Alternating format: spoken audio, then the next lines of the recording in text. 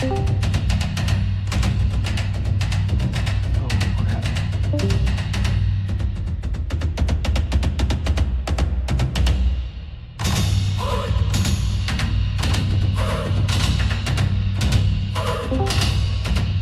up, homie? Hey, what's up? How are you? Good, man. How's your day going? Doing well.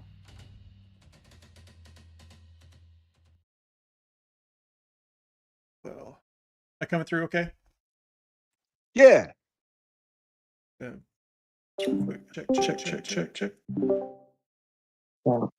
Hey, welcome What back, up, Jack? Hello. Forgot I cannot connect my Bluetooth. It breaks things. It's rough. Great headphones, but they don't really like Discord. They create a delay when I talk. Interesting. Yeah. Let's see. Microsoft.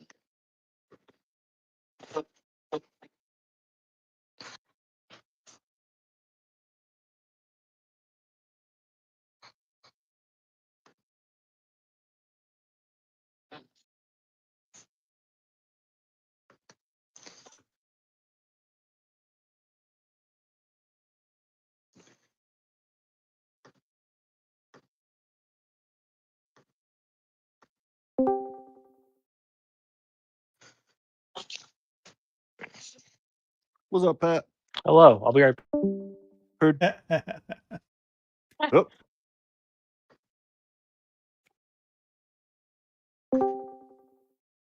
I left my other Discord without saying bye to my friend. That was rude of me. Hello. shit. The man doesn't lie. He was right back. What's up? Yeah, welcome back.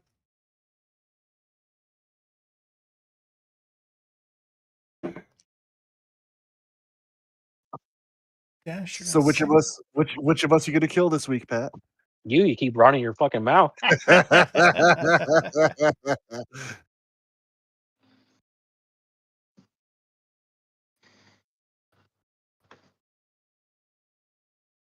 I am going to make a hard argument for not selling that crystal ball after the shenanigans we pulled last week with it. Yeah. Plead your case. I'll listen to you.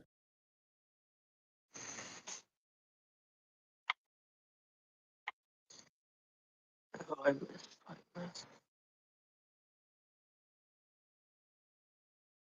like Dasher's gonna pop in next.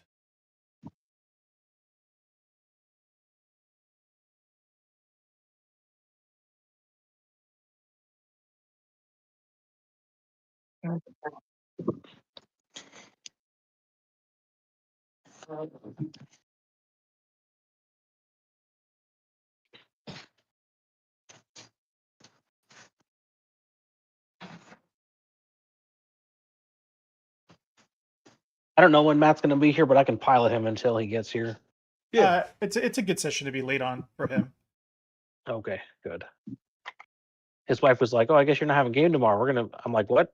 What the fuck are you talking about? There's 5 others of us who are playing." Yeah. Check yourself. Right? Who are you talking to, girl?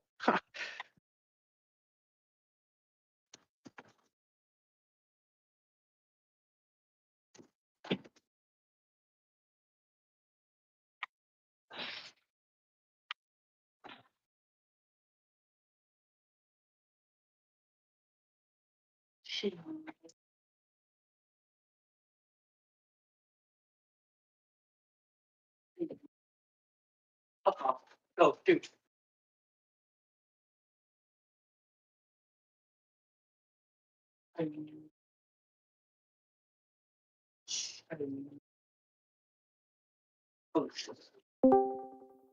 Hello.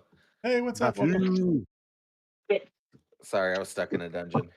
Oh, it's Dash. What's up, Dash? You Hi. sounded like Matt. You sounded so much like Matt for a second there.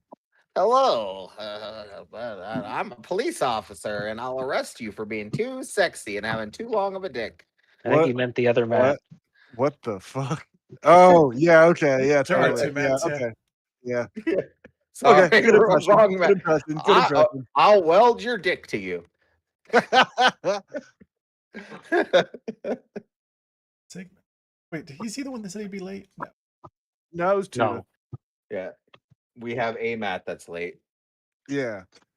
Well, right now we have double late Matt. Yeah, we're 5 minutes. I guess it counts as late now, but only barely.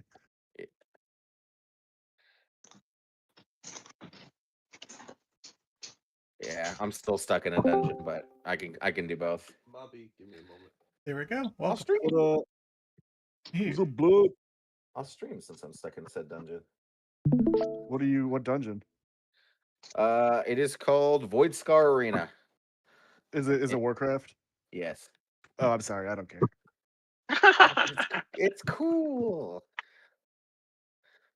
I mean, it I'm might be fun, but it's probably not cool. Like if we're being real. I'm like, You're not cool. I'm hardcore into Valheim right now. That is accurate, Dash. I That is saw very you on that the good. other day, Play and it. I almost fucking logged in myself. Same. I got to reinstall it. Same. I'm still in the meadows, so I'm still fucking noob. I was Have gonna you say killed the lightning deer yet? I did. I just killed him either yesterday or the day okay. before. And now I'm kind of fucking around the forest. I just realized like a lot of what I need right now are bones. And so I just like I guess I haven't really explored the meadows that much. So I just started like I picked a cardinal direction, I just started running, and I found like 5 sets of bones. So I'm just like, oh, okay, well maybe I just got the pickaxe. So now I can like mine ore, but unfortunately I can't build a forge yet. I guess I need to do a dungeon, but I haven't found a dungeon yet. Yeah, the hot rock thing you need. You probably got to get that from a dungeon, unless you meet a dwarf. if that's something that everyone's interested in, I can spin up a server. I'll What is it? reinstall it for sure. Vanheim A or Valheim. Valheim? Valheim. Valheim. I have heard of that. Would What be can you interested- play on? PC? I'm using Steam to play it, yeah. Yeah. Yep. I don't know if it's got crossplay. I don't know if it's on an Xbox. I really have no idea. It was on can Xbox. have- I played it for 5 fucking minutes on Xbox and I was like, this game sucks. And I turned it off. And then playing it on PC is way different. So I got into it. So I mean, I suck on can PC try as playing well, on PC. so I can try playing on PC. Give it a I've shot. done it before. I just need to download Steam. I have a Steam account. I feel like in 2026 saying that is like saying I speak English in America. Everybody has a Steam account. I have a Gmail. I have 2 Gmails. Ooh, geez, big I got, spender. I got 10. I have a Facebook, and I'm- that's it. I don't have any other social app except for Fucking give me Discord. 5 minutes. I got to go make 100 Gmail accounts just to shut you assholes up. I wish I could All find my games, and all we do MySpace. is commit hate crimes.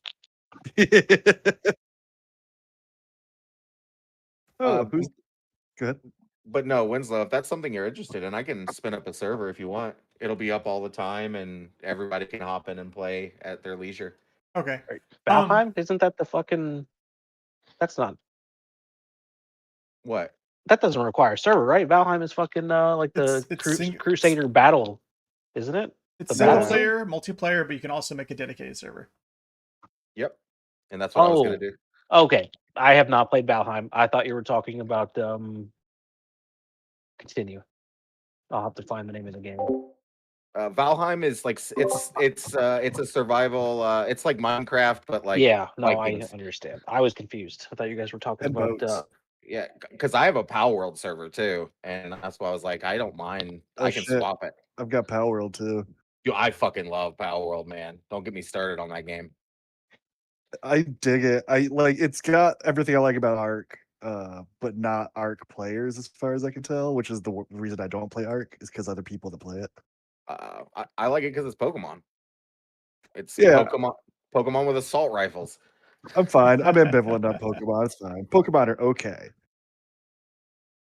As long as it's not World of Warcraft Pokemon, because then it's fucking lame, right? Right? Yeah, that's accurate. Yeah, you and wanna awful. shit- Oh my god, shut the fuck up. Tab battles are the worst thing Warcraft literally ever introduced. I'm sorry, Oh. buddy. I came up on Dark Age of Camelot. All you WoW players are just kind of cute, you know? I came up on EverQuest, and I also played Fucking Dark Ultima Age. Online, bitches. Ultima Online. I didn't do Ooh. EverQuest. I did Asheron's Call back then too. Ooh, Asheron's Call 2 is City actually of good. Heroes. If we want to drop Yeah. MMOs, Yeah, City of Heroes actually still exists. isn't it DC now? No. No, it's Like, they have a no, private it's server. the bunch the Homecoming. basically they released the source code and people made their own server. It's like they've released like one new power set and some visual stuff, and other than that, it's just the same City of Heroes. The fact that they actually gave the dude the source code who was Yeah. making the private server project or whatever. It's very the fa- cool. Yeah, the fact that they just like, hey, bro, you're wanting to keep our game alive. Here's the source code. Enjoy. Yeah, Like, you know what? Fuck it. Awesome. There is It an even MMO got I used to NCSoft's play. blessing too.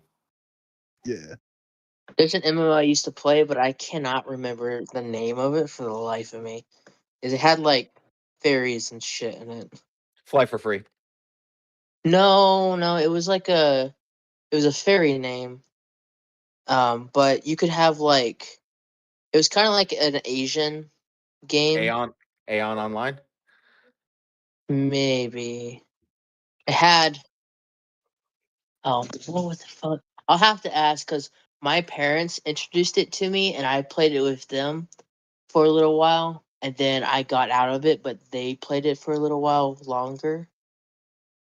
And then I got back into it in I like don't know if you high guys ever school. played But Rift, Yep. but that I game played will always have a special place in my heart. Still going. That had the Minotaur race. I don't think so. No. You're thinking had- of Shadowbane. Oh, They you're had the right. first I iteration of totally Bard, as played far as I was Shadowbane. concerned. There was like a trial at one point. Yeah, they had a Minotaur race. They did something that Ash's Creation was going for, where it's like a guild run world and everything. But they didn't. They went under. They were very popular in Korea, though. what were you called? All right, guys. What do we remember about last session? Pat killed me. Yeah, I was gonna say Clemente killed Kenshin. Yeah, and his alignment should reflect that. It is. It does reflect that. You're evil now. Good. Okay. I'm neutral good. No, that's evil. It's- Your sacrifice was for the greater good. You're fucking kidding me. I threw a ninja out of a fucking window and I'm the bad guy and he gets to Yes. fucking blow up his party members and I'm just neutral good. Now, Get stuffed. To be fair, the ninja didn't say no, it's cool, I got this before you tossed it out a window. I also didn't kill Dasher. My damage didn't kill Dasher. It just led to my death. Subsequent damage from some of Dasher's abilities, absorbing damage from other people, killed Dasher. Yeah, because I couldn't heal myself. Blame the guy you absolutely stunned. I'm You just blame the held guy- him down while everyone else beat Right. on him. That's blame fine. the guy that said, "Fucking go for it, bro. I got this." Well, I didn't know it was. I didn't have the full breadth of information. Well, Because you you only met neglected. me like 3 days before. It was an That unknown happens, unknown. It was an unknown unknown. Yeah, it's unknown. unfortunately. Yeah, it was an unknown. Yeah, the guy who met me 3 days ago, he's like, hey, you might not survive the fireball that you think is going to be a fireball because, well, it's different. But I'm not going to tell you that. That's evil. That's a lie by omission. That is evil. That's not, Anybody what are that you dies talking from 30 about? damage, anybody that dies from 30 damage deserves to die. I also Paladin sacrificed fucking Jack's character, so that was 66 damage plus all the other damage I couldn't mitigate because I was getting hit. Yeah, Right. that shield other is what killed you. That's what I'm It saying, was a yeah. suicide. I mean, the shield other You did ultimately suicided kill for the me, greater good. Yeah. but If anyone killed you, I was, killed you. I mean, no. If I'd have known the stagger, I would have changed the whole point. Like my whole perception of the situation changes if I'd have known it staggered. But All right. he didn't. Yeah, I blame Clemente. That's Yep. fair. He What didn't else want do to we- tell me that part. What else do we want to talk about other than that? We murdered a couple dozen bandits. I don't know, man, 7 or 8 druids, I want to say, and one of their druid wives, and the not druid wife, were tiger wife, and the were tiger bandit chief, and their Vietnamese named lieutenant, and all of their little fucking annoying ass wood golems that spit out wood everywhere. Fucking shock troops. and took this fort, and now it's our fort. Since Sigmund refuses to believe that it's his fort, I guess it's our fort. Now we're gonna fucking raid it, all of its items. Yes, and now we loot it. You can Wonderful. take the no, excess we're wood not done too, yet. and shove it up Clemente's ass where it belongs. I'll get on Hell that. Yeah, we're not done yet. Okay, we're not done yet. Yeah. No, we're still like mid dungeon. I'm just being mean as a player, Pat. I know. No, I mean technically we still have combat to do. I Yeah. don't think we do. No, Well, there's we going to be the definitely returning do. party that's eventually going to come back. Not just that. What is it that you Wait, think you still have to fight? The weretiger lady. No, she's She's still running. Yeah. She's What? You're just gonna let her fucking run off to do her own thing? No. I mean, if she didn't die, she is gone, man. It is not possible for us to catch up to a tiger. yeah. We've been literally Yeah, fighting the shit in front of us for as long as she's oh yeah, been running for. it's impossible for us to teleport to someone where we know exactly where they are. Where exactly is she? I don't know. Hey Kitsubi, you want to tell this fucker who used the ball to use the ball again? I mean, And you, okay? So in your brain, after I use 3 fucking teleports, I just have another one at my disposal. What, you don't? No, I Weak. don't. Man. Can't even create pits either. I start talking in TN. I'm done with this fucking clown. It sounds like a very evil thing to not have an extra.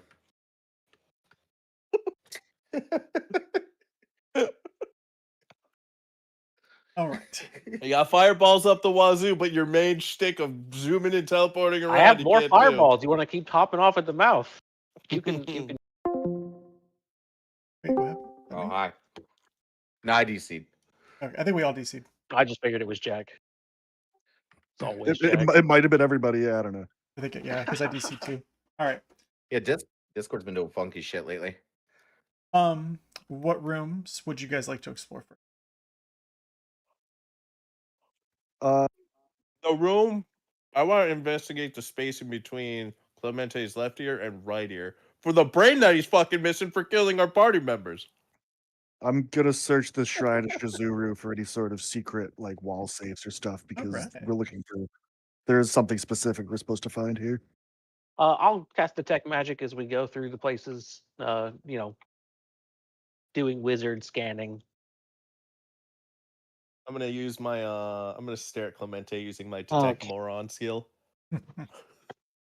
All right, so Maury, you walk into this room. The walls they're kind of covered in a faded decorations. You can see the walls are also riddled with like cavities and cracks. There is a table that's used as a display table that's along the north and the south walls, but they're bare except for like some rusty metal shards and blackened splinters of wood. There is this right here is a 6-foot tall statue of a female samurai, and it stands in a niche in the middle of the east wall. I think we've already previously identified that to be Shizuru. Yeah. You can see her elaborate armor is engraved with numerous what type of word is that? Cartouches? It's a Cartouches. cartouches. Thank you. Or learning always. Cartouches filled with inscriptions. The statue once held a two-handed sword, but the stone blade has been like sheared off, and many of the statue's features kind of have been defaced, or kind of like someone has attempted to destroy this, so it's a little roughed up. Yeah, I guess I'll focus on searching that statue before I hit the rest of the room. It might not be in here, but this seems like where they would hide like Ibanavaru's ancestral sword that we're supposed to find. It's as good a place as any to start. I'll just start kind of like running my fingers along everything. If it's okay, I'm gonna take 20 in this room, so it'll take Okay. me a while. Yeah. There's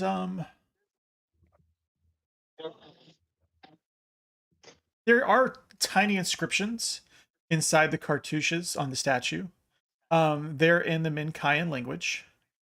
You can see that there's actually somebody has put their name here. there is the name Hirabashi Akikaze. Put that in the read along. Interesting.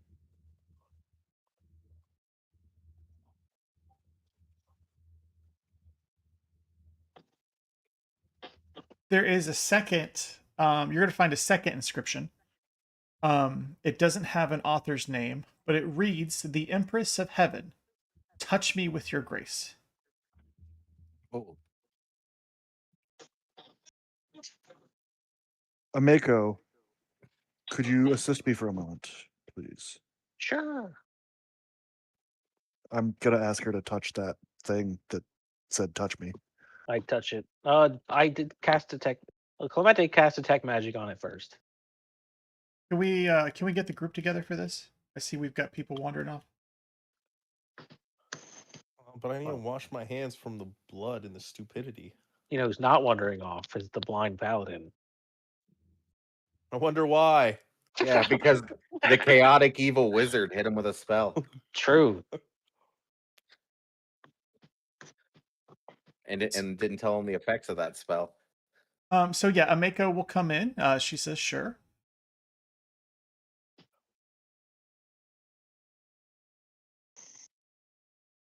Did you tell her to touch it? I did.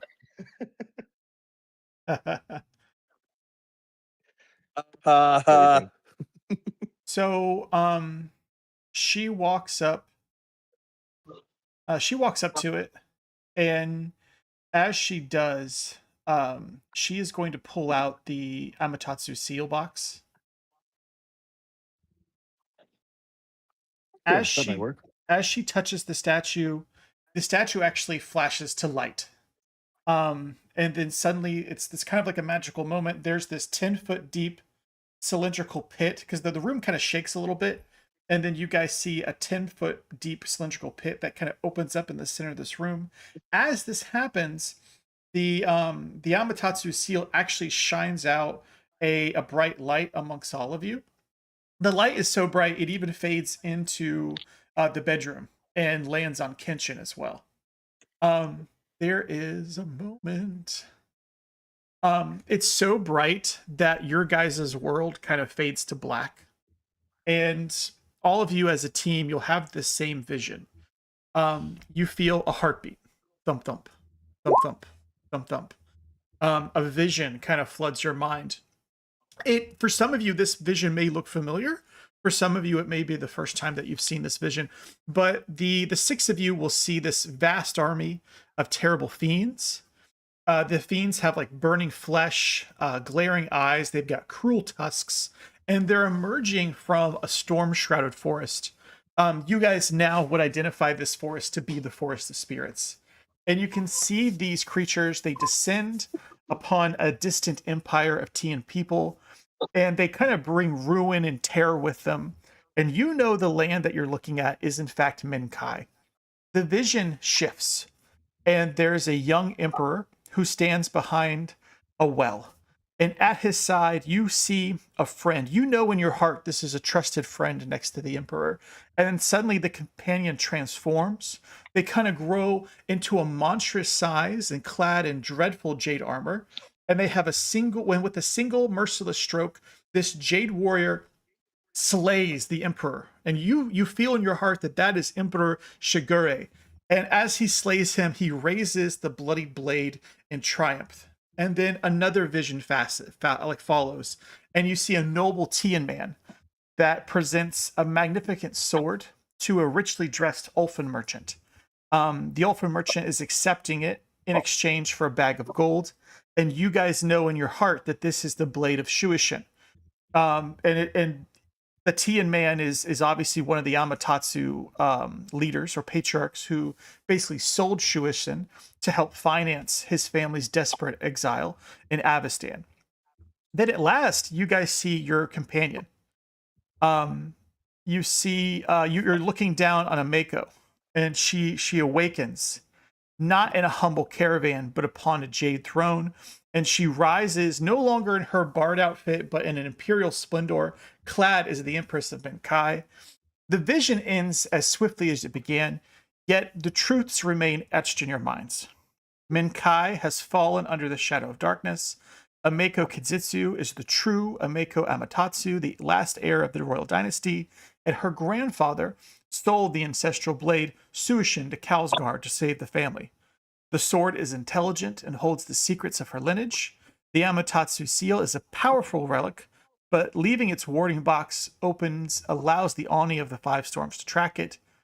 As this final kind of echo, this final vision kind of echo, it kind of fades, and you guys will begin to see another vision.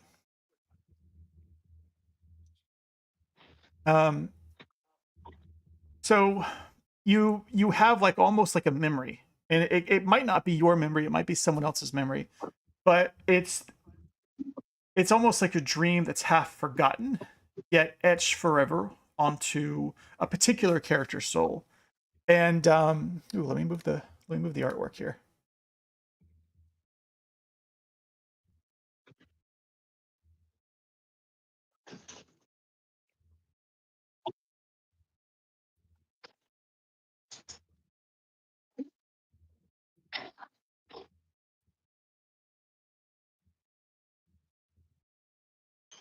Who's that handsome fellow? And so you guys are like kind of standing beneath the warm embrace of the mid-spring sun, and you look back at this beautiful estate, and this beautiful farm, this house kind of rests peacefully in the rolling countryside. You have a feeling that this is somewhere in the southern Hozuki Zone province. It's miles between the port city of Akafuto, and then to the north of it is the noble city of Inganoka. You feel the wind kind of ripple through the fields. You can see emerald rice kind of growing. You can see flowers budding. There's a wooden fence that kind of takes shape beneath your hands. And each post is driven with the discipline of a samurai and the care of a father. The children in the background, you know those to be your children. And you can smell the earth because you've just got done planting plants in your field. You can hear your children laughing that kind of drifts across the fields, joyful, innocent, untouched by the cruelty of the world. Their voices are light as a bird song. From within your home, you can hear the clatter of dishes, and you know your wife is preparing the evening meal. The faint aroma of simmering broth and herbs rides upon the breeze. It's warm and it's inviting, and this is a moment of peace, a moment of harmony, a moment that one of you carries with you forever.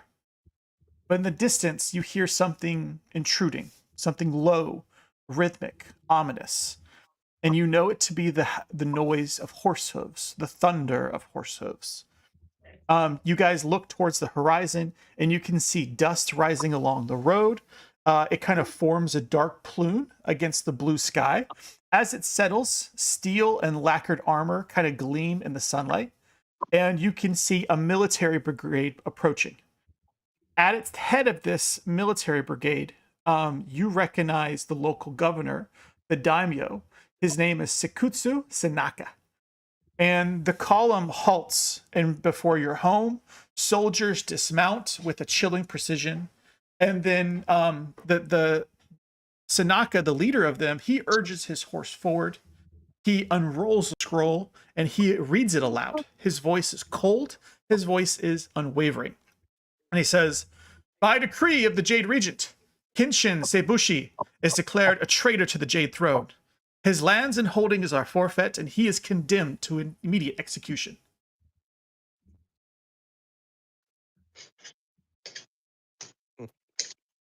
Yeah. See, I told you.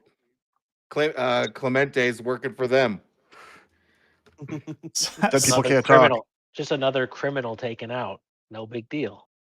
And then that's when the vision kind of changes. You guys feel yourself kind of zooming back, and you know that you're watching a young Kenshin Sei-Bushi at his home with his children, with his wife, planting crops in his farm.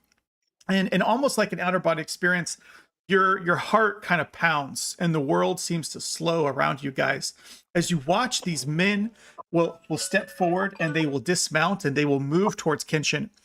Kenshin instinct takes over. He grabs his sword and he strikes first. Kenshin drives the sword into one soldier's gut, stealing his breath, and then another crashes to the ground as he shoves him aside. Without hesitation, Kenshin sprints towards the porch and he says, "Run! Run into the woods!" His children's laughter turned into frightened cries. "To the forest," he commands. And you guys watch as this man on the porch, he shouts to his wife, "We're under attack," but his katana is ready. He has it ready, and you can hear steel ringing out. The first samurai that works for the daimyo falls in a single decisive stroke. Another samurai follows, and then another. The porch becomes a storm of flashing steel and crimson arcs. You see the blade moving of this man with perfect discipline, swift, precise, absolutely unstoppable, as you're watching Kenshin is just piling up bodies at his feet. But they just don't stop coming, and you watch his numbers overwhelm this warrior. Steel bites into his flesh, strength fades from him, and at last you watch Kenshin collapse beneath the weight of his enemies. And then darkness kind of settles over the farm, and then you all start to smell smoke, and the vision kind of changes. Kenshin, he wakes up, he can look in the distance and he can see his home is burning. The air is thick with ash. There is a scent of charred wood that fills his lungs.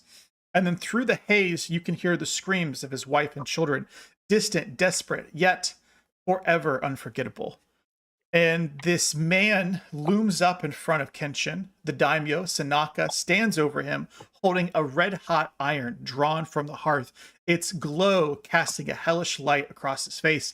And the daimyo leans in front of you, Kenshin, and he kneels beside you. His voice is quiet, it's almost gentle, and he says to you, "I will not grant you death after all, Kenshin Sei-Bushi. I want you blind, so you cannot see the horrors we commit upon your family, but I will leave your ears, so you may hear them torment forever." He raises the iron, and then pain erupts in your face like a blazing sun as darkness consumes your sight. And Kenshin, your world becomes fire, and then it's white, and then endlessly silent.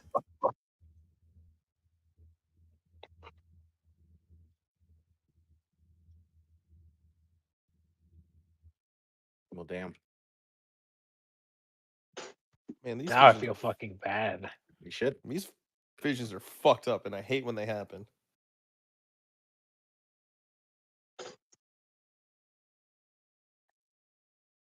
Good job, Clemente.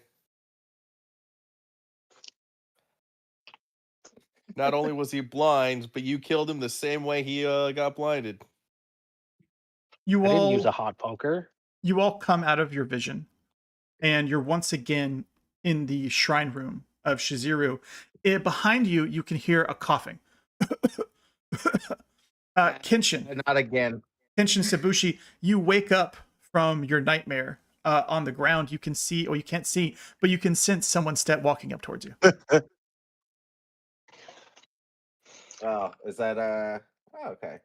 I would probably know who it is just because the footsteps and And lines like, yeah, How man. whack they are. yeah. Did I die again? Yes. What? I skipped a step. I'm so sorry. Let me just back up real quick.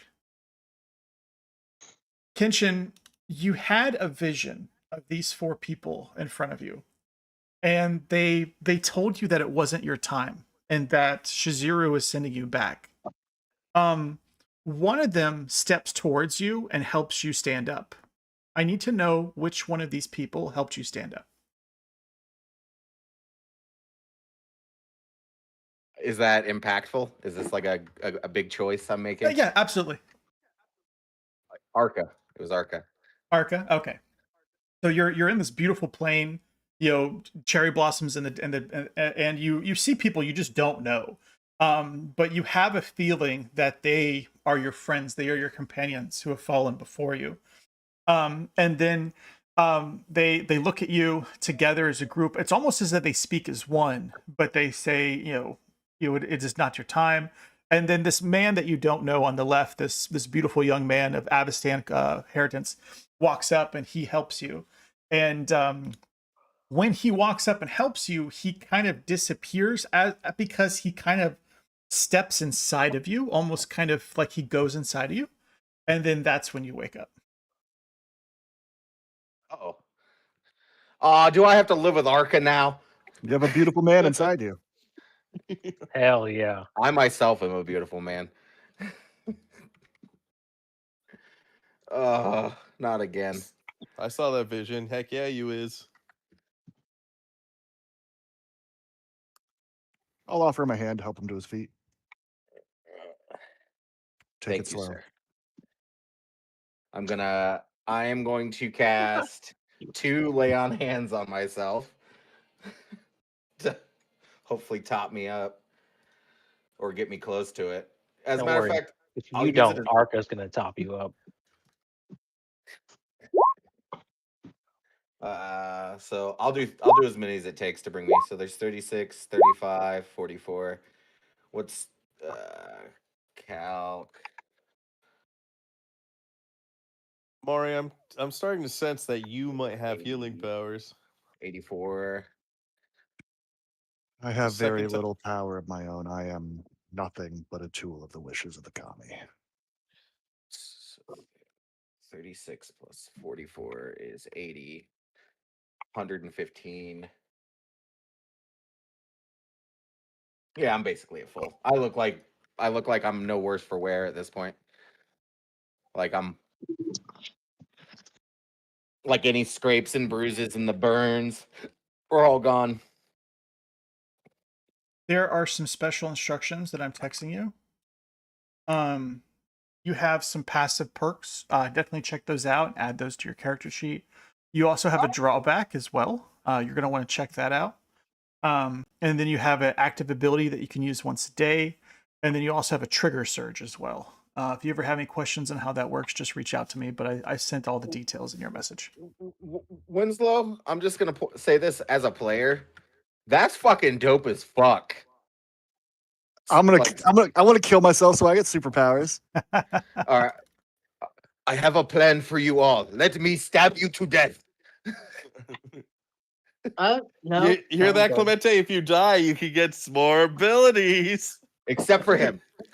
Except for Pulls him. out my sword. Come here, Clemente. No, but yeah, thank you, Winslow. That's actually dope. Oh, that's Yeah, good the stuff. that's the drawback. Actually, yeah, that's fair. What? These abilities come with a downside? Damn it! You want to Oh. you have one of those. You have another lay on hands by chance? I do. I can. Is actually the party still hurting? I am Oh, down half my health. I'm gonna. Everyone that's injured, please gather around. stay in that room, guys. I got a couple more things I got to give you. Yeah. Oh shit. So anyone that's low on health, I'm gonna do 2 channels from my Oracle pool.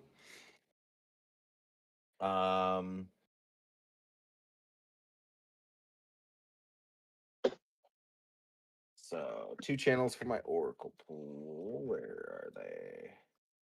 So we'll do 2 channel positives. That would heal me. That would top me off. So you'll get 27 and 21. So a total of 48 healing.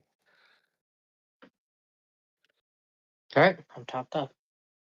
Thank you. Kenshin, did you have any questions about the vision? I would just. I'm gonna basically just, as a player, ask the DM, but Kenshin's gonna assume it's a vision from Shizuru, and that because he had died, she was showing him or sharing with the party the horrors that had happened to him, but also showing him a vision of how to move forward with the former party members. Is that correct? Yes, there was a lot there. The first vision was the Amatatsu Seal resetting itself. effectively all of you are now scions of the Amatatsu. That way, the Amatatsu seal will work on all of you. So that brings Kenshin into the house. That brings Clemente, Mori, um, Kitsubi. and Kitsube. Kitsubi. So basically, now once again, the party is whole. All of you have one goal, and you're all protected by the Amatatsu seal. Okay. And then of course, Kenshin, you remember that night. That's the night that made you the person you are, and that gives you something stronger than sight. It gives you resolve, and it gives you vengeance.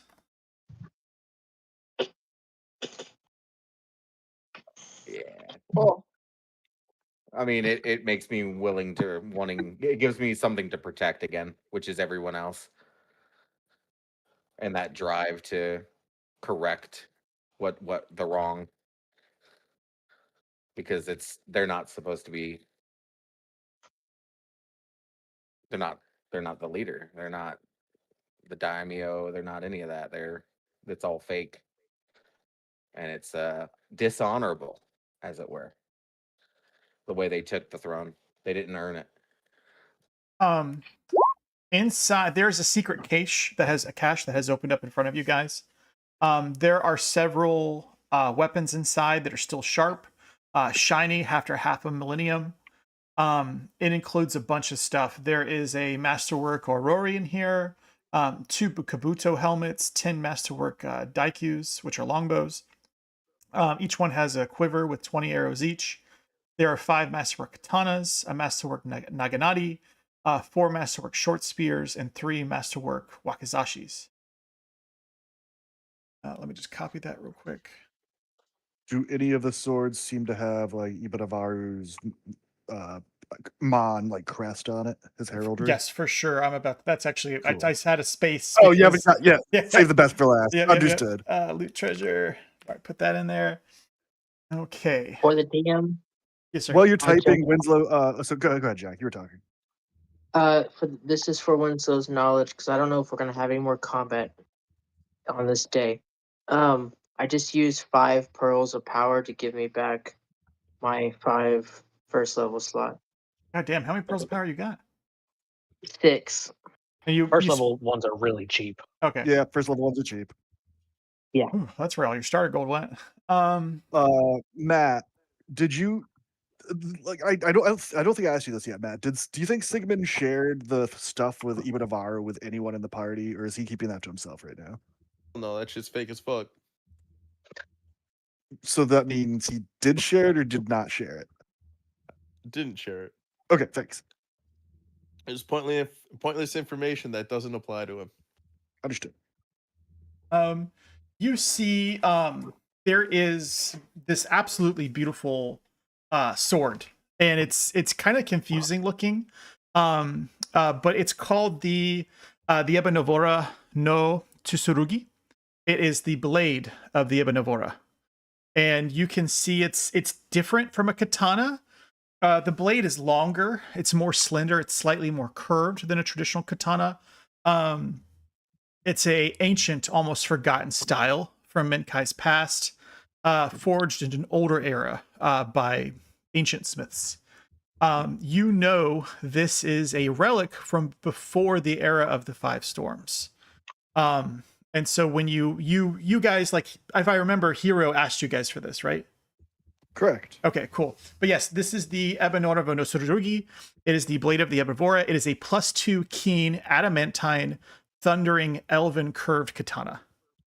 Cool. I'll just pack that away to give to Ibararu since I don't know any better. Yeah, absolutely. Wow, that's a strong sword. Sure is. Drop that. Loot. Yeah, that wasn't made for anyone in particular. There are it was made for Ibararu. There's a couple more items in here.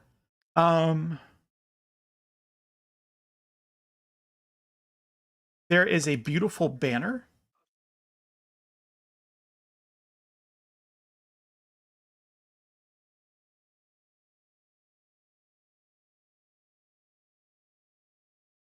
There's like this Nope.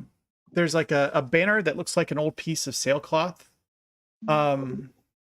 It's like a 4x6 foot rectangle. It looks basically like a battle flag or a battle standard.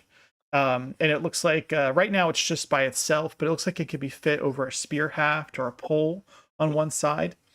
It can maybe be mounted on a long spear as well. But it just it's beautiful. It's got a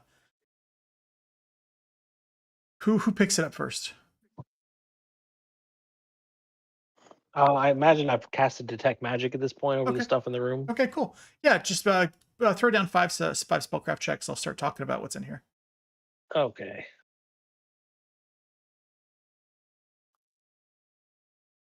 Man, that blade that Maury picked up sure would have worked well for Arca.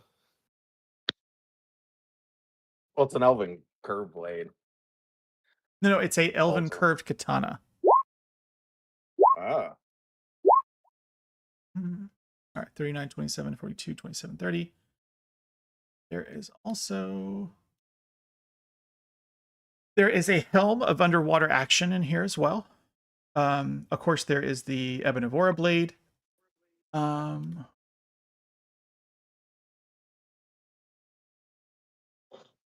This banner is known as a banner of the ancient kings.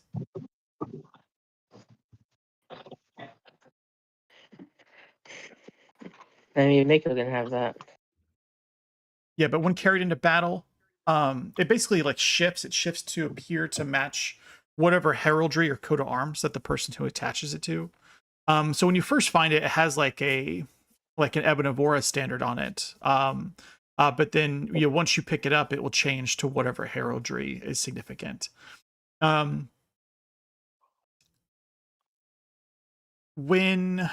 As long as it's like being fashioned and wielded, its carrier gets a +4 circumstance bonus on initiative. In addition, when it's wielded, it grants the wielder and all the allies a 30 feet +2 resistance bonus. I don't believe that will stack with Ring of Resistance. I'm sorry. Nope. A Cloak of Resistance. Cloak of Resistance. A Mako being the rightful heir would take that. As like That's a good because it does some bard stuff too. I linked Yeah. to the item in the chat. The last paragraph talks about if a bard is the one doing it. Basically, she wants to get herself a long spear to fly it on.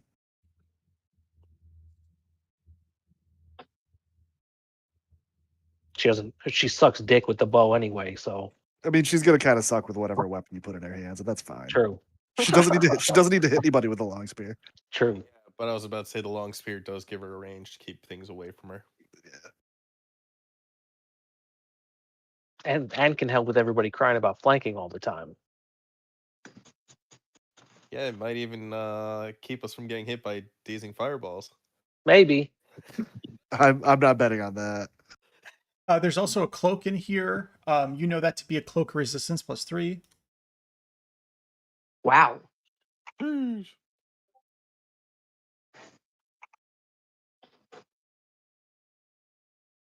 There's also an amulet in here. You identified that to be an amulet of natural armor +3. Okay. And there's also this there's also just like an orange rock as well. What about the orange rock? It's a orange Rock? prism. You said rock. Rocks. It's an orange prism ion stone. Okay. Get the rest of this shit out of here. Rock? What? I was intrigued. I have permanently made a new item in our game. I'm going to put that in the read along. It's known as an elven curved katana. It's an ancient weapon curved by elven smiths who came to Minkai hundreds of years ago.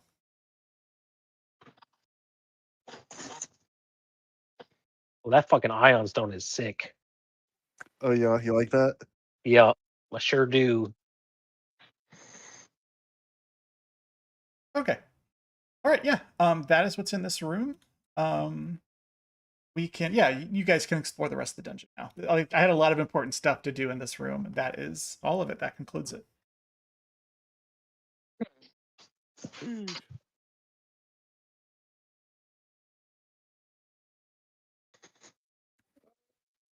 Toss the druid's bedroom next. All right, we will go room by room and we'll talk about everything. I'm gonna go wash my hands in the kitchen, or wash my whole everything. Chad Dick. Damn right, fucking weretiger around me. Would you get lost? This ain't no kitchen. Fuck's this pool of water here? All right, we'll I talk think about it's a that room. I think that's a toilet. Is this the toilet? I hope it's not a toilet. Mori, you know this is Camu Perro's suite. This apartment is divided into 2 rooms. The southern part contains a wooden bed, a desk, shelves holding an assortment of small wooden flasks, linen pouches, leaf wrap packets, while a circular shallow pool of fresh water sits in the middle of the northern room. That's the water that Sigmund is washing himself in. You can see a lot of wooden panels line the walls of the floor, and you're pretty sure that's just like an artistic lattice work. On the what's really weird is the ceiling has a bunch of bright green moss on the ceiling.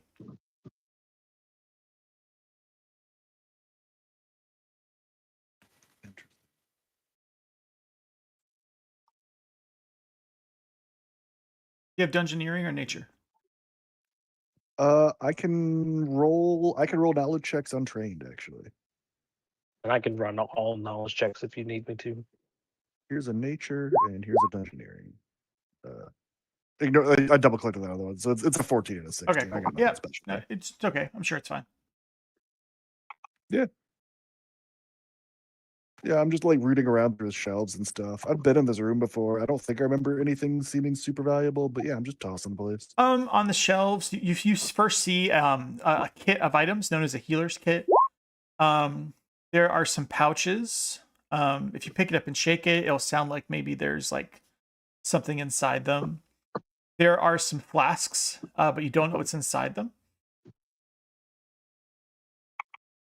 Do you open the pouches and the flasks and the leaf packets? No, better not to go fucking with this stuff. I'll just kind of like try to sort things out to be examined by people that are better at alchemy and things like that. But yeah, there's a bunch of When's what? valuable stuff on the shelves. What's up? I'm adding all that stuff to my character sheet. Would you say that it is supernatural or extraordinary? I gave you a lot. Which one, if you could be more specific? Technically all of it. I considered what it was to be supernatural. Yeah, I would agree. Yeah. Yeah, because if you look at my character sheet at the very bottom of the features and traits. Yeah, supernatural sounds fine. Okay. Okay. Move around now. Okay. All right, what room do we want to do next?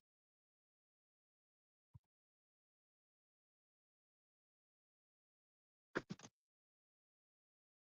question. Maury's the one taking care of that stuff. I'm still just bathing. I guess. I mean, it doesn't really matter what order I go in. Or I guess as far as I know. You want to make sure the upstairs is actually fully cleared? Sure. I'm pretty sure it is. I don't know where anyone else would have gotten up there from. Better safe than sorry. We didn't I mean, we only cleared off part of this bottom floor, so Like the upstairs, you do a guys started walkthrough. upstairs. There was only 2 floors or 2 rooms, so those rooms are completely 100%ed. It's just this massive bottom area that we need to explore. I assume we should be expecting a returning party, though. I would imagine, because Well, you know your Very friends. You know Hiro and Hatsue and their Ronin were basically sent out to kill the other returning party. oh, okay. If anybody shows up, it'll be them.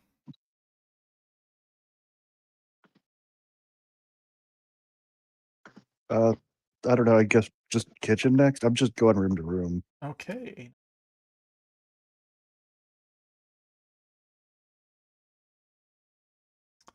This is the common hall. You've been in here before. This is where Ilgamol, the lieutenant, and other bandits were. The most valuable thing in here is 12 of the carpets in the area are valuable. Valuable. They're known as Umagi art objects, and they're worth 100 gold each.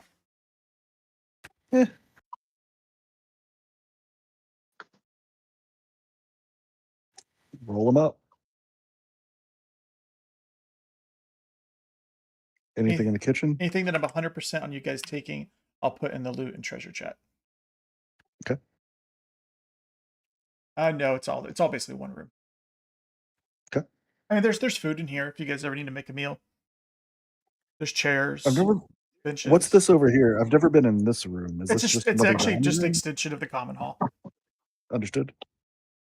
This sounds like it's our base now. Yeah, that was my understanding. Well, no, technically it's Jiro's ancestral pad. How do we get to this? You just walk I outside. mean, who's Jiro? Is Jiro Oh, Homeboy's doors. dad? I don't know anything about that. Oh, true. Neither do I. I mean, I'll go up these stairs and search the barracks next.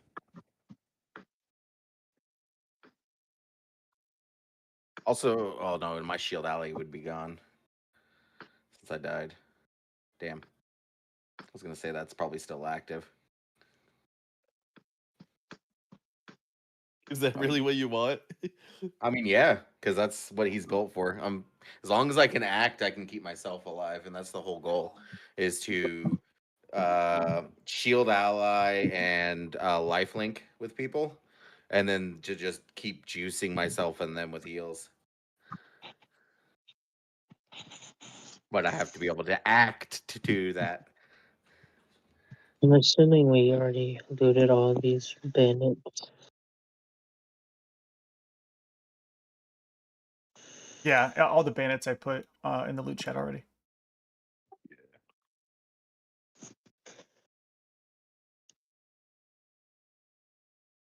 Anything in the barracks? I'm gonna take a look at that sword. Yeah, that's a nice one. I haven't had you move, Maury, so I don't know where you're at. Still in the same spot. Yeah, I can't go physically to the barracks. Like that's not. There's walls. I can't go there. That's where you guys started. I'm over. Yeah, but we're yeah. like I'm going up. Okay, To that's yeah, fair. Yeah, let me go back up. you're making us search all these rooms one at a time. I'm just going to the next do it. room. The dormitory. Just the. No, there's nothing in there. And same thing for the storeroom. The 18. That's the room you guys teleported into. There is bales of hay, spare logs, planks, firewood, boxes of rice, sacks of millet. Stuff Okay, you'll they probably can keep. all that. Or stuff you'll probably keep there. Yep. Okay, so everything to the right of this line is set, and the upstairs is set. So we need to move over to this side, and then this compound over here. Correct. I mean, let's just finish this building first. I'm going over to where Kitsubi is. Okay, cool. 10. Ooh, something new in there.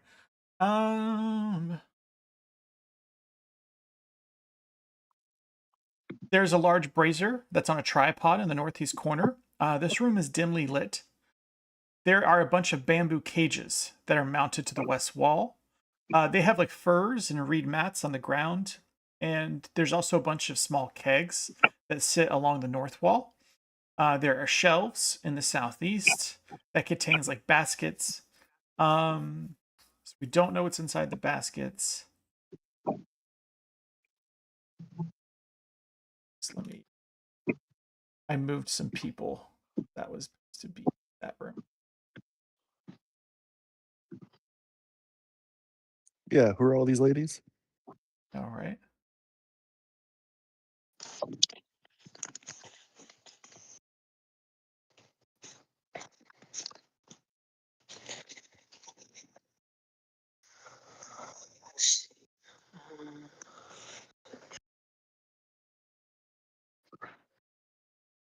concubines. Conky's bad fur day? Concubines bad fur day. They didn't have razors back then.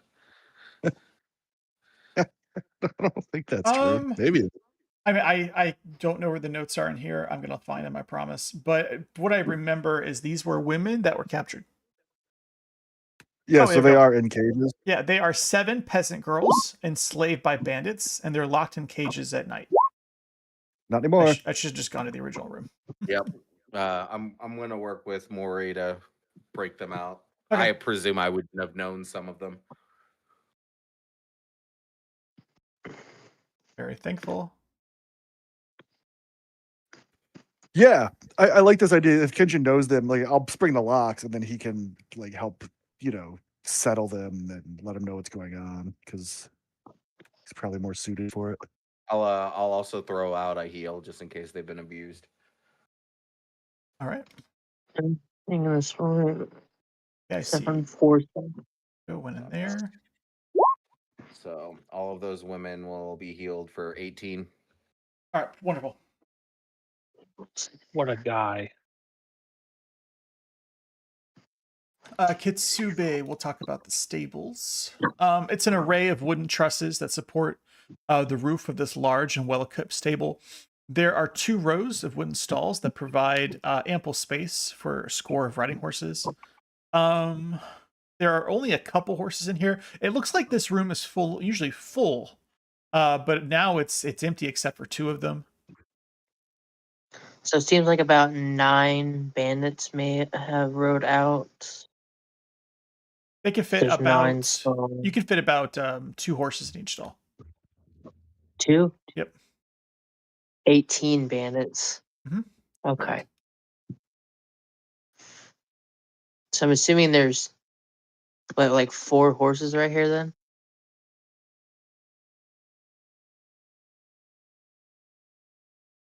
Yeah, there's 4. All right. That's good to know. No, 16 rode out, 17 horses total. No, I had the right count there. There's only 2. Okay. Good to know. Good to know. This is a guard room. This is where the guards slept at night. There's not very much in here. It's got furnishings like a straw mattress, a carpet, a cast iron brazier, and a small table. And I'm assuming where does this go? Yeah. Now, what's cool about these spots is you can't see them from afar. You have to be like on top of them. And so these are lookout posts. There's actually going to be one on the far side and this one. And they're 2 identical observation platforms. They've actually been like hewn out of the rock themselves. And if you go up the stairs, they come out about 20 feet above the ground and they overlook the approach to the fortress. They're actually almost invisible from the ground outside. So the only way someone can ever see them is if they're literally like on top of them. And then you can make a chance to kind of look at it. But it gives archers a very advantaged spot to kind of look down and to cover people trying to sneak into the fort and whatnot. You look down, there's a gallon jug of water. And there's also a clay pot that's holding about 20 arrows. There's also like a bottle, and it's got some yellow liquid inside. Yeah, I know what that is. So I'm assuming this right here is like, I guess, above the gate that leads over to here. Yeah, if you walk out, because you can actually climb out onto the thing right here, and then you can walk over to the gate. Yep. And then but generally, how you guys assumed that they traveled through here would be through this location here. As you can see, there's another spot right here as well. All right, interesting. So wait a second. I see something of interest. I cannot grab my carrot. Oh no, I can. Never mind. What's in this room? It's identical to the other guard post. Okay. How about this one?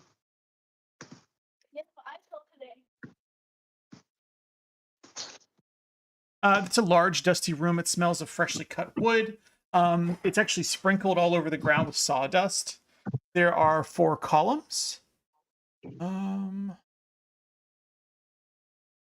There's actually a wooden trough that carries water from a pipe into the east wall, and it's actually filling a large tub between the 2 westernmost columns. It's actually like it's a room used for bathing. Oh, okay. Kind of like a bathhouse. Yep. But there's also some sturdy tables that in the room, and they contain carpentry tools, mallets, saws, wood axes. And I'm assuming this back here is a back entrance of some kind. Yes, it is. Yes. You guys will eventually find that. It's only a DC 20 to find those secret doors.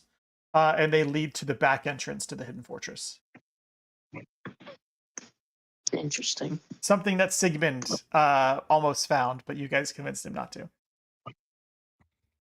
Interesting. Okay. Well, something Sigmund almost tried to find. Yes, Let's see his yes. perception Indeed, rolls. indeed. Yep. Yeah, he does have terrible It's just perception rolls. normal. It's a normal fountain right here. Actually, I yep. was gonna ask, can I, because of my perception, can I just change my name to Harik? No. Good joke, though. Thank you, sir. All right, I think that's really it. There were some stacks of firewood outside this door. There's more stacks of firewood here as well in the courtyard. I mean, I guess we know they're prepared for winter. I'm gonna get started on burning this stack of bodies.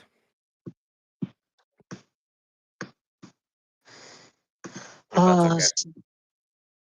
Can I help with that? I have no can try. complaint. I will help you, good sir. I'm sorry. There was a chest. There was a chest in the bathroom, or the bathing area. There's an elaborate Can I birch help you? chest that you would have found Kitsubi. This one right here. Yep. That is it. Is there a way to check for traps on this thing? Sure, you can make a perception check. Okay. 15. 15. It doesn't look trapped to you. I will open it. It's locked. You actually can see the lock. It's a padlock. What's really weird is the padlock is made out of wood. Do I have... I'm going to cast Detect Magic. Is that lock magical? Yeah, I suppose it is. Huh. I may just attack the chest. Really? You know what? I'm going to go get Maury for this. Yeah. Huh. Maury! A wooden padlock is unusual, but I assume it will be no less susceptible to my tools. Yes, come over here. There's a wooden lock that needs your tools. I'm going to check it for traps. 22, not much better. You don't think it's trapped? Definitely locked. Yeah. Well, 37 to pop that padlock. Yeah, you pop it. There's a set of masterwork artisan tools in here that are used for carpentry. There's some sacks with some stuff inside. There is a box made out of ivory. And there's 2 flasks in here that have a dose of something inside of it. And there's also a flask made out of bronze.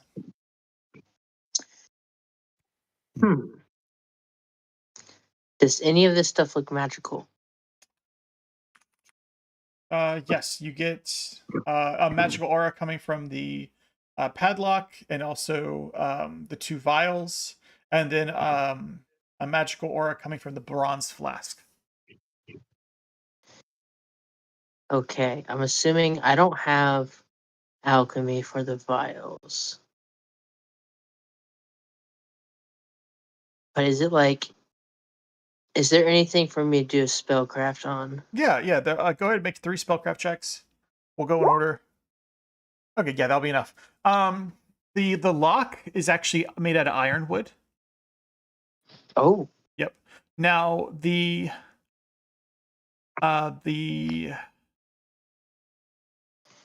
2 flasks have salve of slipperiness inside them, and then the bronze flask has 3 ounces of sovereign glue. Sovereign Glue. That It's kind of funny. I saw that name earlier today.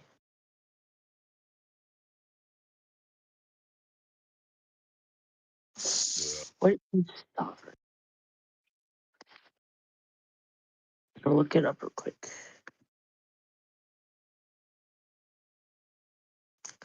Oh, that's pricey.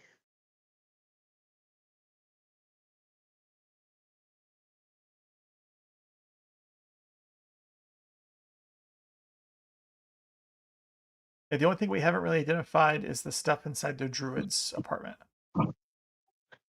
Clemente, go look at the stuff in the druid's room that I separated out. I go into the druid room.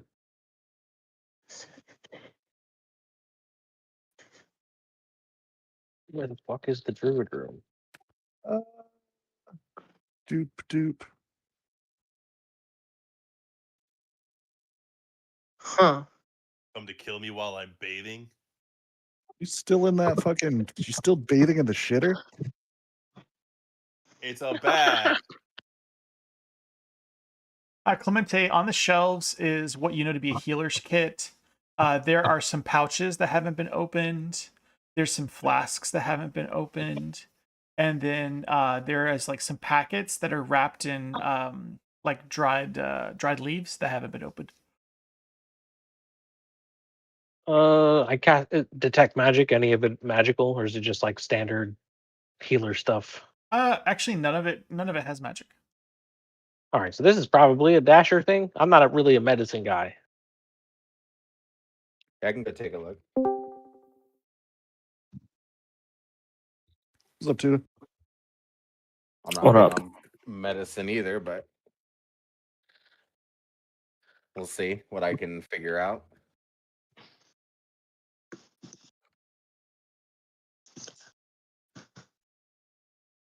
So you go in there, Kenshin. On the shelves is a healer kit. There are some pouches that haven't been opened. There's some flasks that haven't been opened, and some like someone's made like packets out of leaves that haven't been opened. Okay. What kind of knowledge check would I need to roll to identify what those are, or would it just be a heal check? Oh, yeah, sure. You can make a heal check as you open them up and check everything out. I mean, you didn't ask me to make a better check. If you want, there you go. That's the heal check. Okay. I have nature, nobility, planes, religion. Yeah, make a knowledge nature check. That fucking, of course, I roll You're shit fucking too. really shitty. All right, cool. I like Yeah.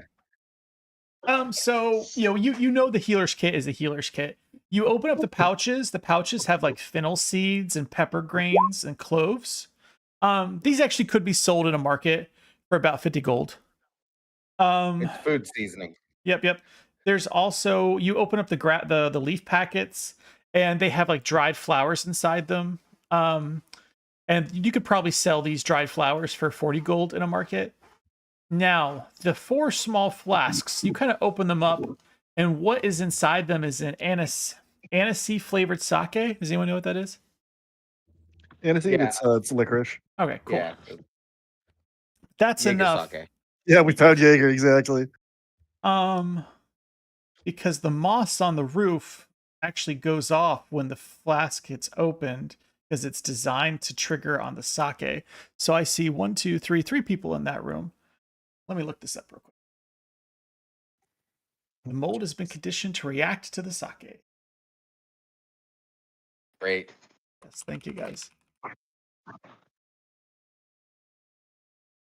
You watch as the roof was beautiful and green. It suddenly turns a sickly yellow, and you see the moss starts exploding, and pop. It's gonna be a 5-foot square. I need Clem, Sei-Bushi, and Ameko. I need all three of you to make DC some fortitude saves.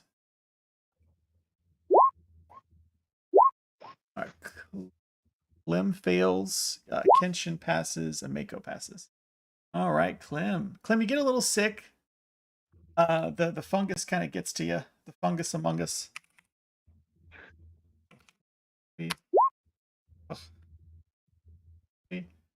Yeah, Clem, you get sick. You're gonna take 1 point of con damage.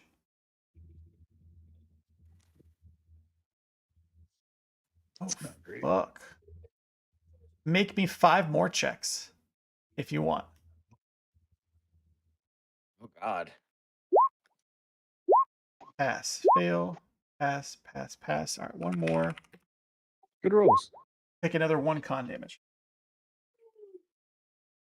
So I took 2 con damage Yeah, total. Is total that what? 2. Yep. Okay. So I You would got pretty say, lucky there, buddy. yeah, 2 days of downtime could heal that back, or a lesser restoration. I'm sure somebody has a fucking lesser restoration. I was gonna say. I don't know. I think you killed the guy who had it. I'll Yeah. kill him again. There's something crazy in my kit. I need to check something because I might be able to just get rid of it with a regular heal. But I need to check. I might not have taken that.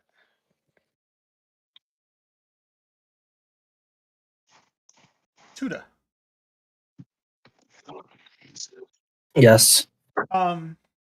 You guys had some visions earlier, and there's like a voice in your head.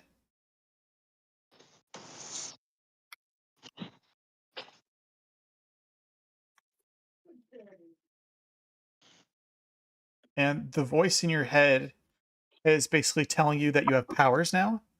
And the voice in your head is saying that, that he can help you walk through the air. He can make the room as bright as the sun. The voice in your head also says that it can help you see things that are not there. And the voice in your head also says that it can protect you from cold. Okay. But yeah, just to let you know about that. I don't believe him. Yeah, you've been diagnosed with schizophrenia. And yeah, you may be a sociopath. You know this voice too. You've heard this voice before.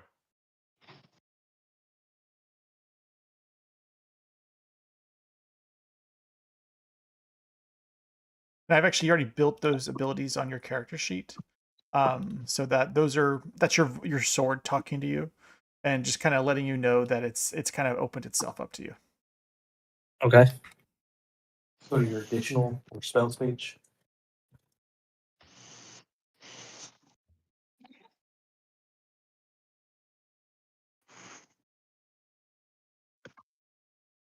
Yeah, sorry, Pat. I didn't take that, but so you'll need to wait a day so I can prep the spell. No worries. Just make him rest it off. Yeah, but don't worry, I won't kill you while I do it. I don't believe you. Oh, before we do burn these bandit bodies, I would like to take I don't know what a Kamui. The Kamui was the druid, right? I'm gonna take like a pinky finger off of him Oh, cool. and save it. 4 reasons. I'm definitely gonna have something to say about it, but I'm not gonna argue with you.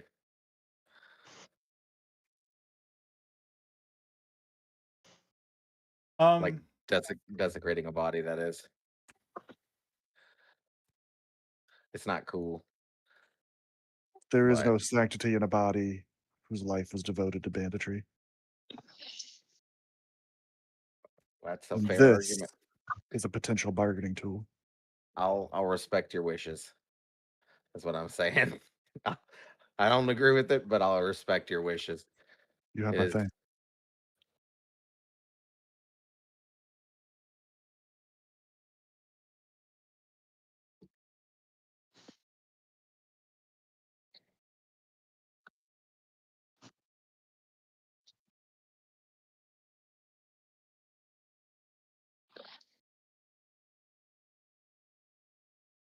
Well, All right, let's start eventually, bonfire. yeah. So you guys burn all the bodies. About maybe a couple hours later, you'll see Mr. Evan Vora shows up, Hatsue, and they also have like a bunch of Ronin with them as well. They'll come basically. They'll have to knock because the doors haven't been opened, but you'll see the torches and you'll hear people calling out at the entrance of the hidden fortress.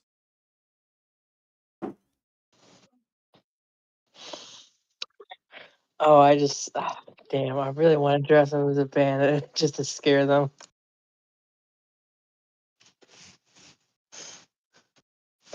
I remember- Mori will open up. I saw you. Sorry, I Jay. saw you talking about that earlier in the chat. So, a lot of the bandit clothes are being burned at this time. I have a disguise self as a spell like. Okay, cool. I'm not gonna do it, but I'm getting the urge to do it. I am grateful to see that your efforts were successful.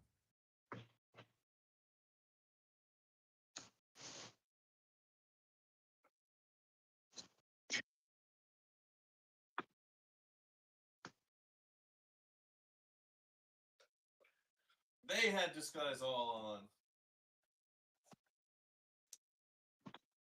Then I will kill them.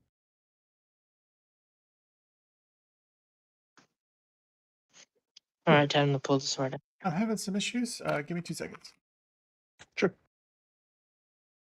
My subscription just expired. Oh shit.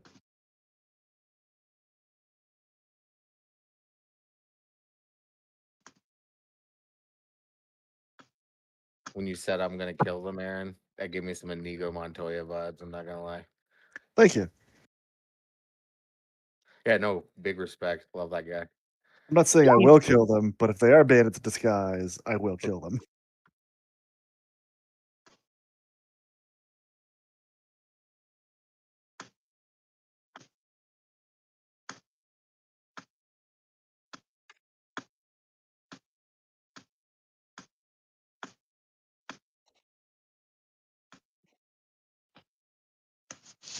Is there a way for me?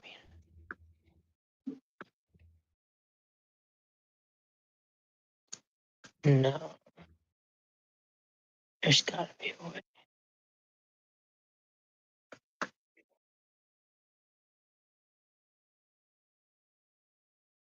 I think they'd give me an email when they did this. Oh, all right. What do I buy? Yearly Plus or Yearly Pro? Pro gets you API is the big difference. So if you don't think you're going to use API, then I would stick with Plus. I'm pretty sure that gets you all the storage and stuff. Transfer assets between games. You need Okay. Pro for that? I think I already did that. Yeah. Oh yeah, what Plus is missing is Roll20 Reserve Reward. Don't care about that. It's missing Mod API access. Transfer assets between a game. I already do that all the time. I don't understand that. Yeah, I don't know exactly what that means.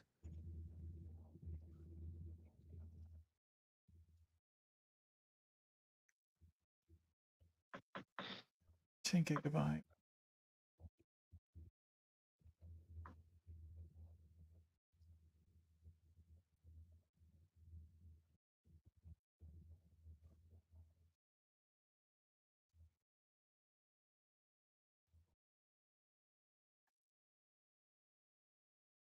I think it was the Plus. I'm gonna go.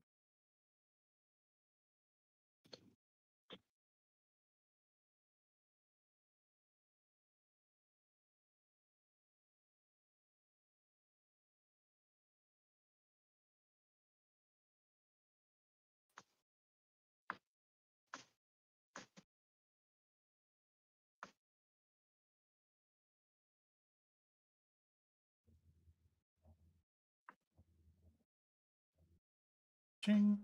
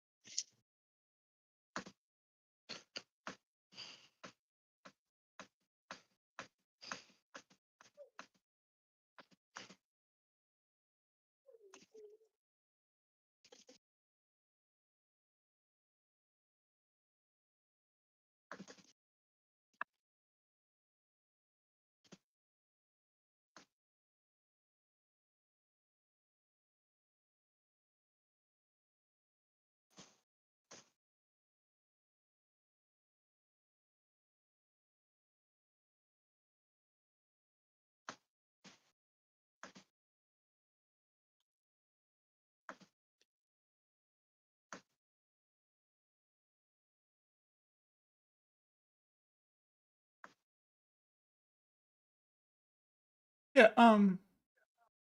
Aaron, log into your account and see if it's fucking with you. Or can you like hop into one of your games real quick? Yep. I was in the middle of just doing stuff, and it's like stopping me from doing stuff, saying that I don't have an account anymore. And I just paid for it, but now nothing's changed. I'm so sorry for the technical difficulty. Yeah, what were you uploading something? Yeah, I was in the middle of uploading something, and it was just like, you don't have enough space. And I'm like, what the fuck are you talking about?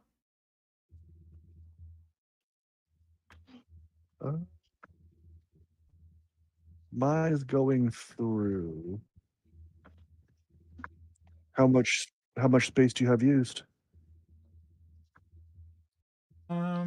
It says I only have 100 megabytes because it says I'm on the free, which I'm not. I just paid for it. And Yeah, then it says I have 4,000 megabytes over the free quota. Maybe try signing out, logging back in. Yeah, I guess let me try that. I guess. Got That me. or taking close your browser completely and then reopen it, because that's what I had to do when my stuff was breaking.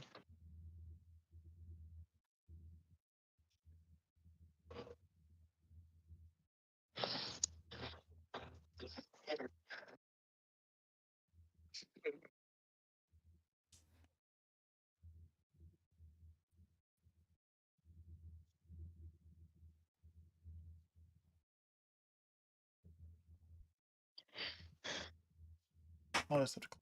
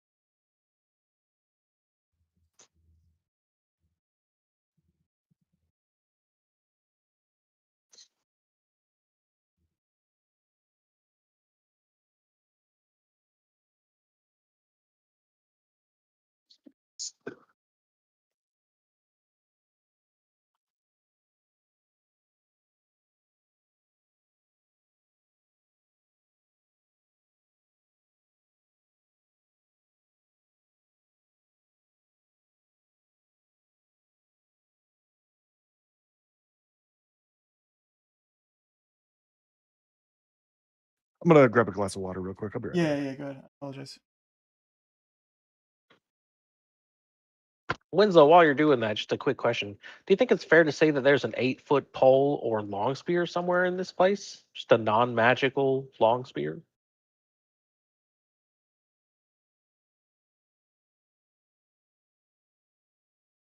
Fuck, can I even use a long spear?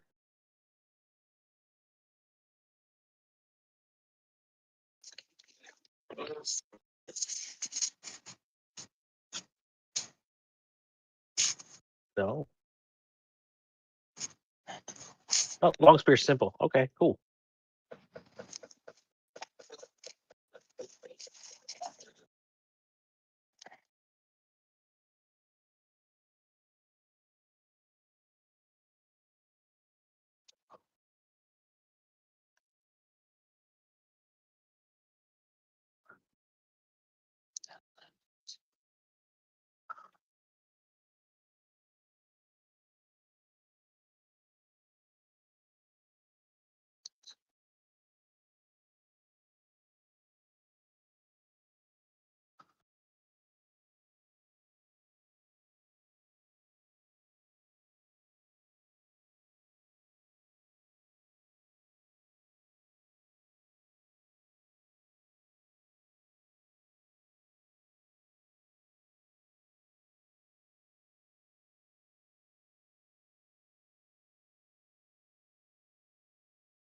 I lied. I got corn juice instead. Orange Son of a juice. bitch. That's what I call soda. fuck? That's what I Oh, call okay. soda.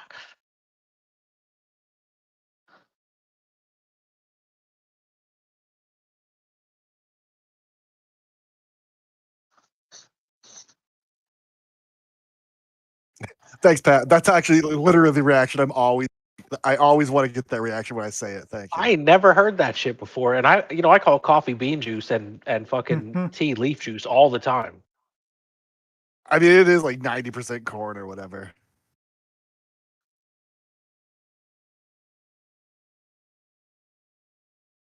I mean, it's not like we're mid combat, so step away and take care of the kids. Yeah. Okay, cool. Just an idea. You back? Sweet. Okay, so escape that. Keep her out.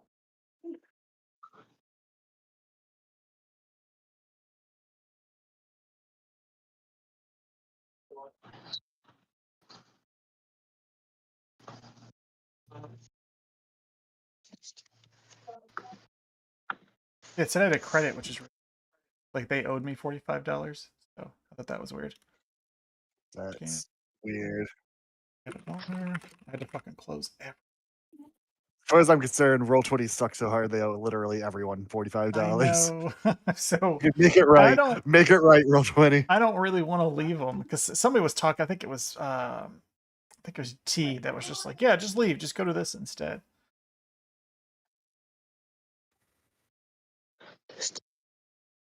I don't know what the fuck I was doing. Jesus Christ. Uploading something related to Oh yeah, yeah. Jiro. I just wanted a and- little backsplash screen and it stopped us. Gotcha. Oh, and then we'll start. I'm gonna get you guys set up for like thinking about what the next big step is, and then I'm gonna have to step away. I've been needing to use the bathroom since I started. Gotcha. Oh. Oh man, I'm still. So yeah, now I'm 3789 megabytes at a 4096 megabytes. So I will need to clean my shit up one day. Put that in my- Oh, then if that's the cap, you do get more storage on Pro then, because I've got like 10,000 or something. I mean, there's so much stuff on here though. I could probably get it all cleaned up. I have You a lot of archive it as I have a well. lot of music uploads, like a lot. Yeah, now that I'm streaming, I'm really picky about the music because you could get copyrighted for stuff. Yeah, I realize I can't stream a lot of mine because I do just procure it legally from sources. Mhm. Cough, Indeed. cough. Oh, we're streaming right now, aren't we? I totally forgot about that. Of course we are. Quick, Dasher. Dumb fuck. somebody do something funny. Farts. We already did. You guys already did. Farts. True. You guys talked about blowing each other up earlier, and I was just like, this is wonderful. I cannot wait. Blowing each other. We would Yep. never do that. Know that. Hell yeah. Not unless there's some sort of benefit. Yeah. Well, I don't know. Maury found plenty of benefits blowing each other. So you guys have the Anyways. time to kind of settle in, find a bedroom. You can even rest if you need to. But overall, there just needs to be a debriefing conversation between Hiro and you guys. I call the bedroom with the bathtub. I give him his sword. I believe this is what you were looking for.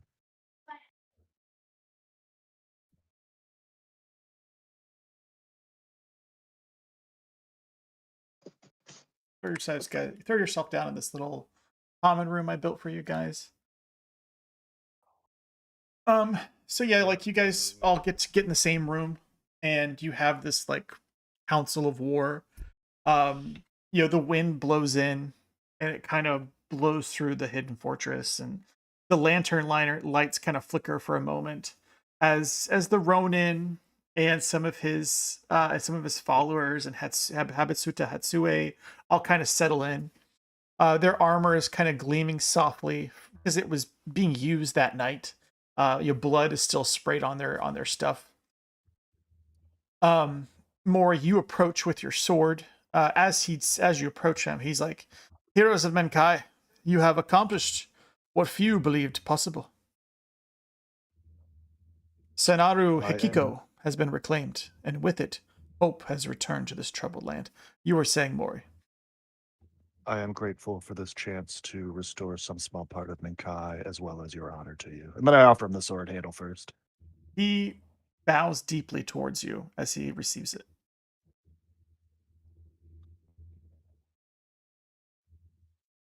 Yeah, I bow deeper. He ends his bow and he looks around at all of you and he says, "By the sacred authority of the Amatatsu Seal, the truth, it is not disputable. Ameko Kijitsu is the rightful heir to the Jade Throne. From this day forward, I pledge my blade and my life to her cause and the cause of you all." He then bows again towards Ameko. He says that this fortress shall serve as our stronghold. Here we will gather allies, train soldiers, and prepare for the war to come. My Ronin will defend these walls, while settlers, loyal to our cause, will rebuild them into a bastion worthy of our Empress. He turns back to you all, and he says that you all have restored honor to my homeland, in gratitude and in hope that it may one day be returned to my family. He has a longbow on his back, and he pulls it off, and he says, "I offer you my longbow of commanding presence. Accept it as a token of my trust and of the battles yet to come."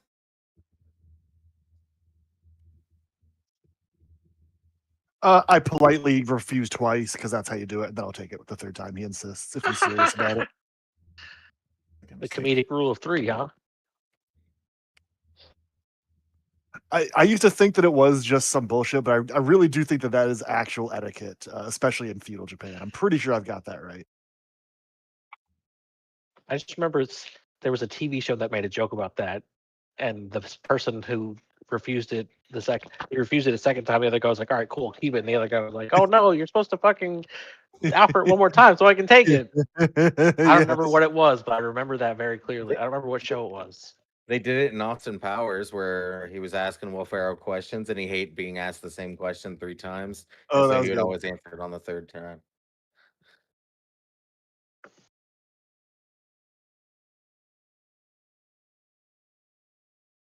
Damn, look how big we are. Tiny Mori. It's because I'm sneaky. Sneaky.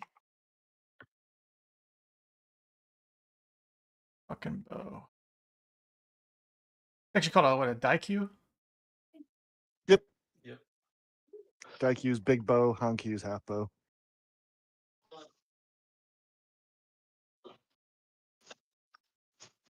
Dude.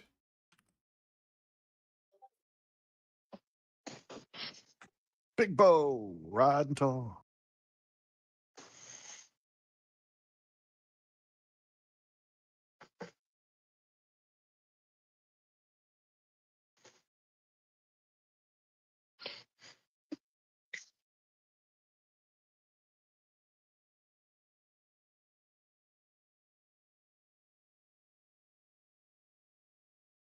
Terrible.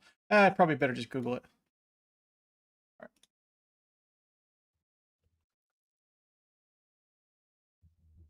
What was the name of it? Bow of guiding something? It's the daikyu of commanding presence. I put it in the loot treasure.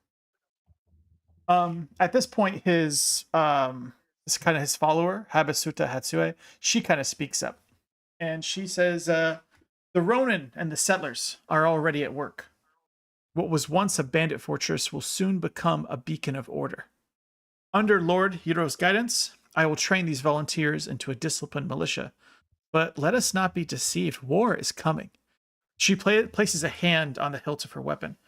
The Jade Regent gathers his strength. His Typhoon Guard spread fear across the empire, and the people suffer beneath the crushing taxes and tyranny. Yet resentment is growing.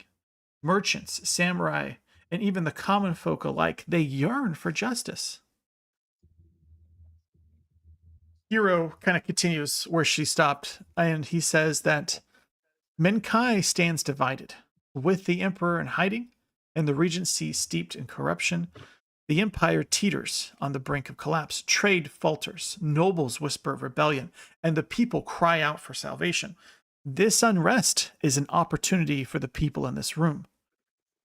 To restore the empire, we must rally together its factions. And I think I can think of 3 powers. There are 3 powers that hold the fate of Menkai in their hands, and I think we should go to those 3 powers and secure their support, or at least their neutrality, if we are to succeed. And then he holds up his first finger and he's like, mission number 1, the ninja clans. There are many ninja clans in Minkai. Though, of course, I'm sure as he looks to his friend Kenshin, their methods are distasteful. Their influence, however, cannot be ignored. I think something that we should do is we should have you guys travel to the port city of Inganoka, and seek out a building known as the Kuro Yain Market. There are 3 shadowy figures. The locals call them the 3 monkeys. And they kind of these 3 monkeys serve as emissaries between the clans and those that would hire them. There's a rumor that they meet only once each month beneath the new moon. So between now and the new moon, maybe go there, convince them to support our cause, and ensure that they don't serve our enemy. Actually, it's an or. They can either support our cause or they can be neutral and not serve our enemy. So that's the first mission. Any questions before I tell you mission number 2? No. Okay. Mission number 2, he holds up his two fingers. The Geisha of Sakakabe. The merchants of Minkai are guided by whispers, secrets, and subtle influence. To win these merchants, we should first win the Geisha. And so I think a team of us should journey to Sakakabe and visit the renowned Kiniro Kiyomi Tea House. There, it's a mistress known as Lady O Kohakyu, and she is a woman of elegance, intelligence, and quiet power. Her uncle was recently slain by the Jade Regent, so she may yet prove to be a powerful ally. We should present her with maybe a worthy gift, and it might be a way to gain the support of the Empire's merchant class. Mori, you know of this woman, the lady. Yeah, I was gonna say Mori speaks like, I believe I know someone in Kasai that could get us a meeting with this woman. Please continue with your explanation. Yeah, absolutely. But like the reason you know her is because you know of another woman who works for her. Okay. An old romance, that has since then passed on. But you won't have to get anywhere near Kasai to talk to them. That city is way closer to you guys than it is there. Okay. Oh, I think I get what you're throwing down though, as a high thought. Yeah. Now there's the third mission, and that is the daimyo of the Inganoka. He's the biggest problem of all. He's the biggest obstacle. One obstacle stands above all others: Sekutsu Senaka, the tyrant governor of Iganoka. He is cruel and cunning. He enforces the Jade Regent's will through terror, espionage, and blackmail. And as long as he lives, no samurai will dare rise against the usurper, the Jade Regent. Now, Kenshin, you should recognize this name because Sekutsu Senaka is the man who blinded you and murdered your family. So if we're going to do anything, Hiro continues, he says, you must remove him from power. Unfortunately, he is too powerful for us to have a direct assault. That would be folly.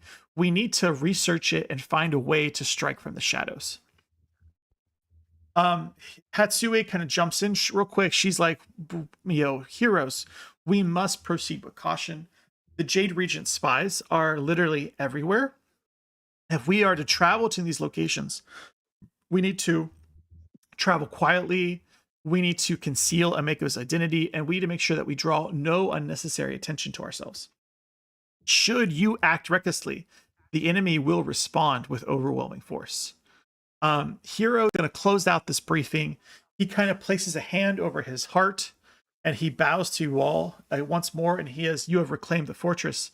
Now you must reclaim the empire. Win the loyalty of the ninja, the merchants, and the samurai. When the tide rises, we will march upon Kasai and cast down the Jade Regent. Until that day, Seinaru Heikiko stands as your home, your sanctuary, and the birthplace of our rebellion. Go forth, champions of Minkai, and let the tide of honor rise. Does this guy ever shut up? We got some work to do. Oh, you do understand irony, Sigmund. Who said I didn't? Who's the fucker that said I did? Yeah, throw that out a window too. I've heard the stories. Would you like to be part of them? No, I can't say that I do. All right then.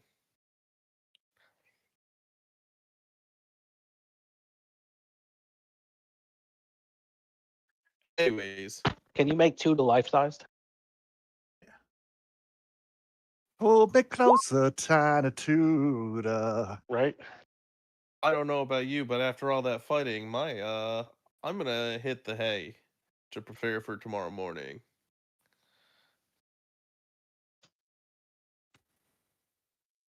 Put us on the How map. close are we to an actual metropolitan area? Yeah, I know. That's what you want. So we're going to the map. Also, are there any wizards here, like in the ninja encampment, like ninja wizards? Not that I know of. I think you're the most powerful wizard here. That's okay. Are there baby wizards? I actually don't have an issue with looking at like little boy spell books from time to time. Wow. Boy, I am begging you to change your phrasing. No, the I editing refuse. files. Yeah, little boy yeah. spellbook. So you're Yeah, literally there's- talking about pedophiles. You're talking about Kitsubi. He's right there. Yeah. Thank you. Actually, looking at pedophiles. Does he have a spell book? I've already looked at his spell book. I have a couple of things I would like to take off. YouTube. Yeah, that one's gonna get demonetized.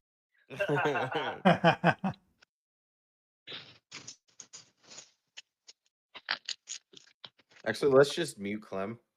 He ain't got anything important to say unless it's regarding killing his teammates. So which of these is the merchant city that the geisha is in? Okay, yes, thank you. I will get you guys some circles. Where are the straight? So the blue one will be the geisha. Okay. And then I'll do green for the 3 monkeys. 3 monkeys means the ninja clan. Yep. Okay, cool. And then is Namitakame Island? Is that where that daimyo is, or is that that's down here, isn't it? No, theoretically, the Damo operates out of Ingen Noka, out of the green circle. Oh, good. Okay. I also put Kenshin. So that's convenient. I put Kenshin Sei-Bushi's house on it because that's where he used to live. Yeah. Okay, so this is good. We want to sell stuff and we want to continue the story. And if I remember him saying right, Sakakabe, where the geisha is based out of, is a merchant port town. Absolutely. So that is a 2 birds with 1 stone, and it's closest. So that's all good stuff. Kitsubi, you have something to add to what's going on as well. Kitsubi Mitsuna, are you here? Yeah. You know, because you're a man of the land, and you know high in the storm crowned peaks of Minkai, where the mountains pierce the heavens and thunder rolls like drums of the gods. Apparently, there is a rumor, a legend, of a legendary smith simply known as the Storm Forger. He is cloaked in soot and crowned with sparks.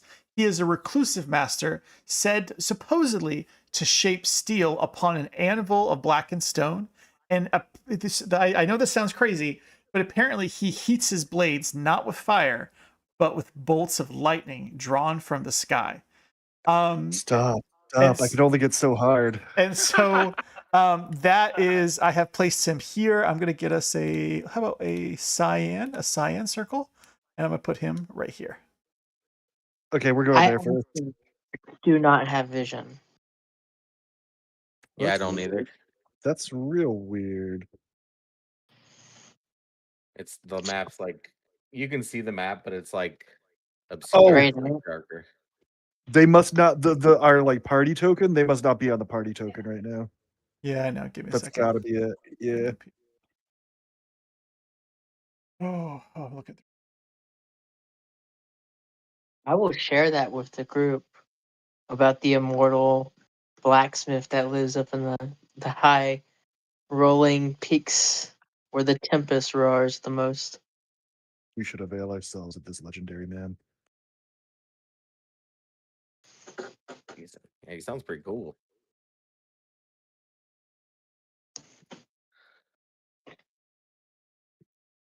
In the Very meantime, I will use my methods to send word to my contact in Kasai so that he can meet us in Sakakabe.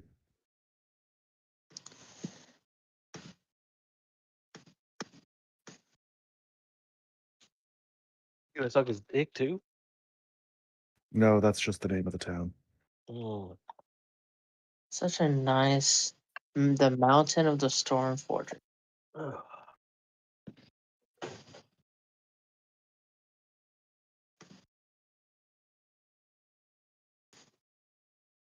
All right. Is this a good moment for a break? I gotta use the bathroom. Yeah, man, go Yeah. right this. All right, I'm gonna leave it on the screen so that way you guys can plan stuff out. I know you've already got a good idea, but if you guys want to continue to talk amongst yourselves and make plans, when I get back, we'll take that plan and we'll put it into action. Where are we going, guys?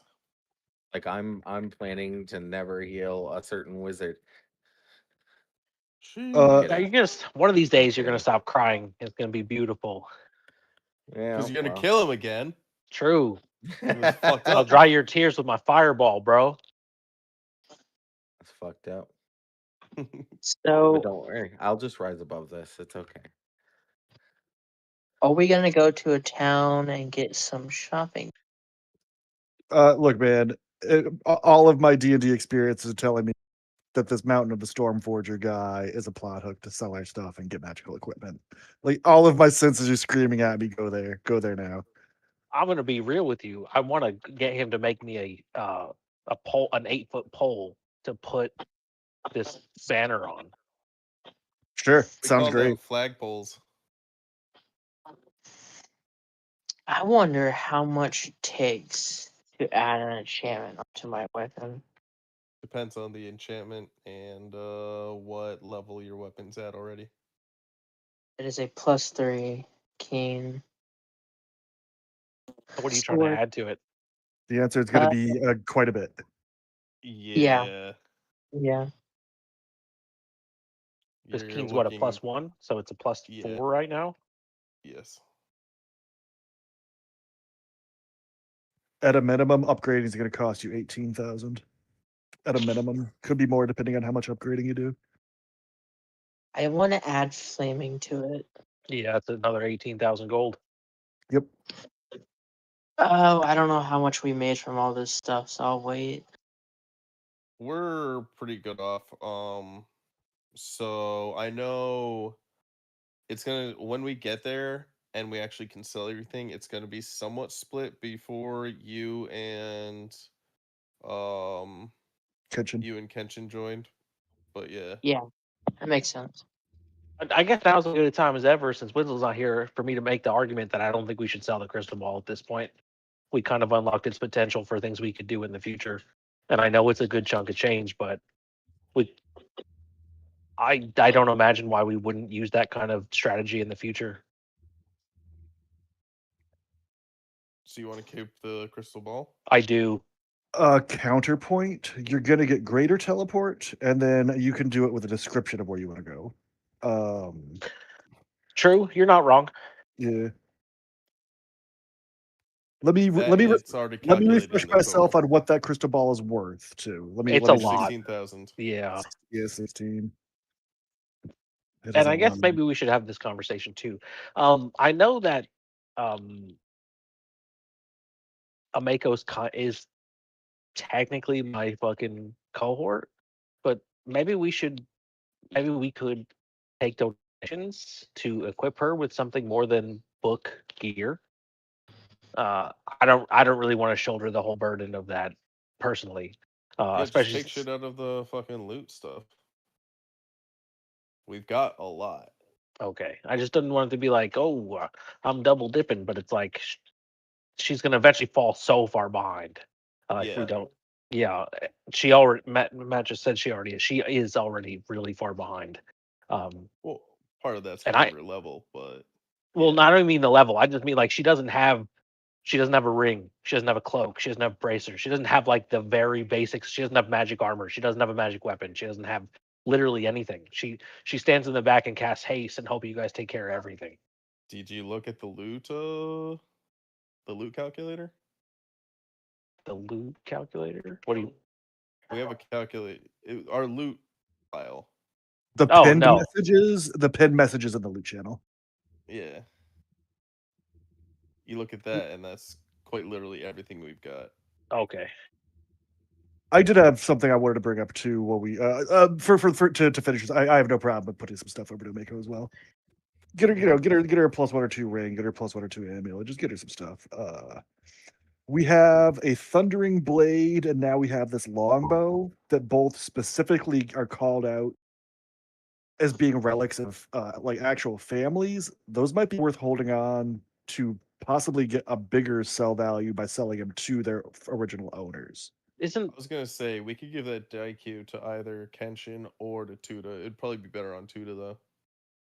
Tuda doesn't use a bow unless he absolutely fucking has to, especially since I can fucking move him across the battlefield as I need to. And look, Suck with a bow. I know my bro has blind sense, but I'm not sure I love the idea of giving Kenshin a ranged weapon for reasons. True. True. I have concerns. +2 seeking composite longbow. Seeking composite, and it's like a family weapon, right? Didn't your dad just give it to us? Yes, it's of the Higashiyama family. Yeah, which is actually the Imperial, the former Imperial family, the former Empress family. Like the murdered Empress's family, like Amako's family. No, she's like from some offshoot. I mean, there's like a blood Okay. connection, but she's got a different last name. Okay. Even she could use it. I don't think she can use a longbow unless I took a feat for it because she's a bard. Hold on one second. Well, I think did you're just right. pull that. I think I did pull that up a little while ago. Weapons, short bow. So simple weapons: longsword, rapier, staff, sword, short bow, whip. So no, I couldn't even use the longbow if I wanted to, which I don't because I suck in fucking ranged attacks. I wanted to buy her a pistol, and Winslow wouldn't let me. Yeah, I'm like, you don't need to give me anything ranged. I can do things. Yeah, I just like in character, Maury's pretty uncomfortable with the blind man having a longbow. It just seems like it's gonna raise problems at some Let's point. give him a pistol. Oh Yeah, God. yeah. Anyways, going back to loot, we have a amulet of natural armor +3. Is anyone taking that? I'll buy it out of the loot. Buy it out of the loot? Yeah, man. I generally prefer to do it that way instead of people just taking stuff so that the money stays balanced. Fucking, we're making money regardless. You can literally just take it. It's fine. I get what you're saying. If this was like a Pathfinder Society game, I would agree with you. But like you taking that makes us stronger, like the party stronger. So I'd rather, I don't have a problem with you taking an item and putting it on because I imagine you have a lesser one that we can put on a Mako, for example, or offer to the new paladin and the new fighter or Magus. That's the one. I actually have a +3 amulet of natural armor. Yeah, I was gonna say, I'm sure Dash has an amulet. Yeah. So yeah, just take it and I'll mark it off. Or what Right. do you have? A It's +1, a right? yeah. It's getting replaced by a +1, correct? How All much right, is so a put the +1 +1 cost? back in 2,000? there. Yeah. Yeah. Yeah, it's $1,000. $1,000. Got it. All right. Hold up, I've got it in front of me. It's two. Yeah, it's $1,000. I had it right. $1,000 total, not 2. It sells for 1. Okay, so it's $2,000. I'd really like if there's anything that's going to give AC that I would take, it would be something that gives like a luck bonus or a better ring of protection. Anybody taking the Cloak of Resistance +3? No. Nobody wants. We're going. Let me make this argument real quick. I took Flag Bearers of Feet on a Mako, for obvious reasons. You're going to have a +2 resistance bonus going forward as long as you're within 30 feet of a Mako. So it may be time for you guys to look at other cloaks besides resistance cloaks. I already have a +2. Say no more. Yeah, but that cloak's essentially, if you're within 30 feet of a Mako, you have a +0 cloak going forward. Ameko can wear a breastplate, right? Medium armor, Light armor and shields. So no. light armor. Okay, cool. We have the armor of the tireless warrior. That's light armor. Damn, I've never even heard of that. Yeah, I'll link it in the chat. Armor. It's a breast. Oh, it is leather. Okay. Yep. What is it? +2, right? Plus 3. +3, yeah. So there you go. You can throw that on Ameko. Yeah, it's better than nothing.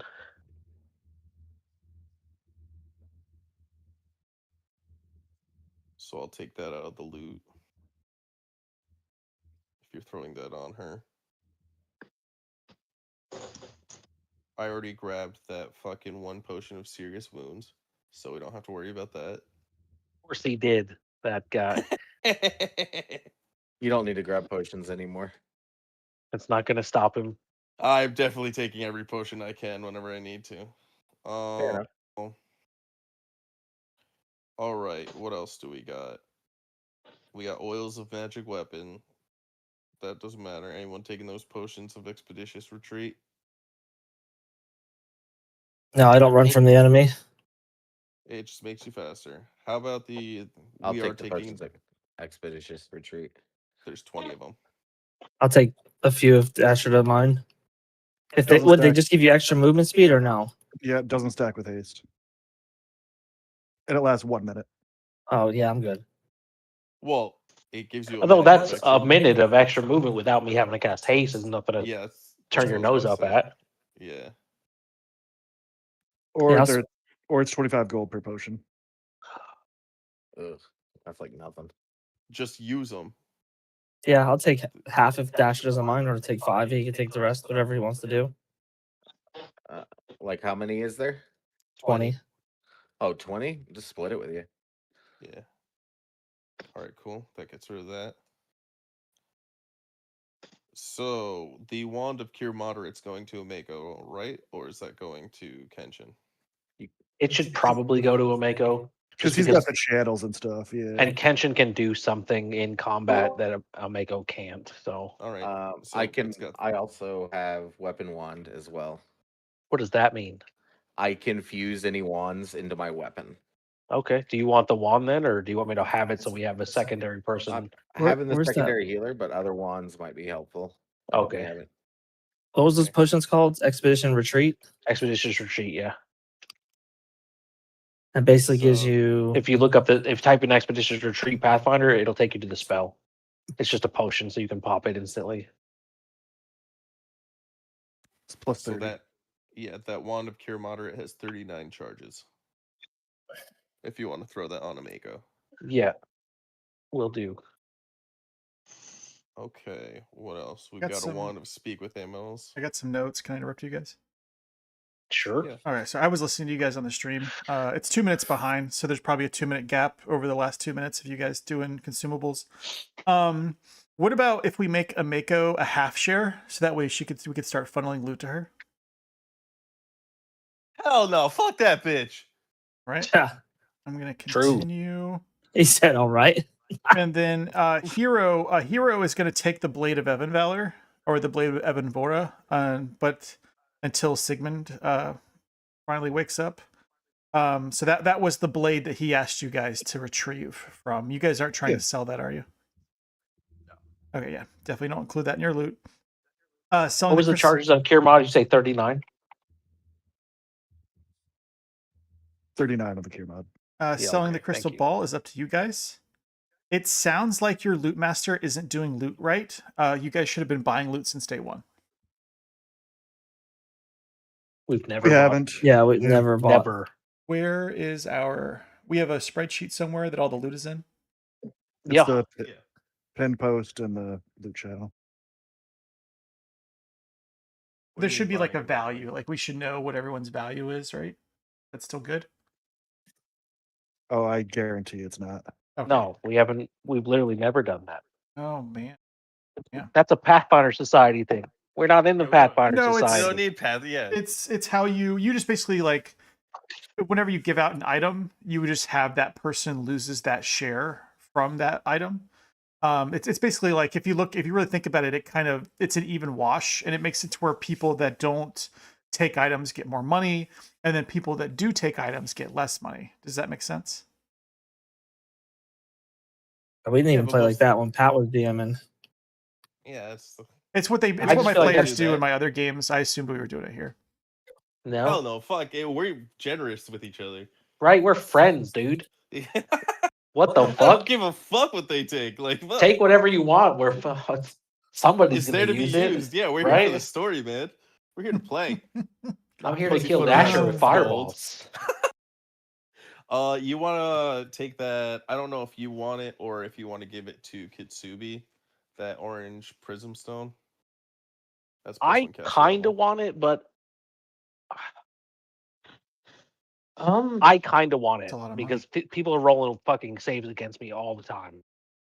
You should take it. It won't affect Yeah. your saves. It's caster level, not DC. What does that mean? Extra Everything is D6. increased. Yeah. Except Fireball's probably already capped. Yeah, it's not capped, but I thought it was gonna help with like saves and overcoming spell resistance. It does. Does It will affect spell resistance, but not saves. Okay.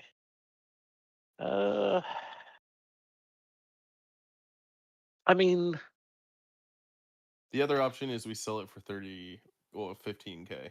yeah, that's not happening. I'll tell you what, Jack, take it.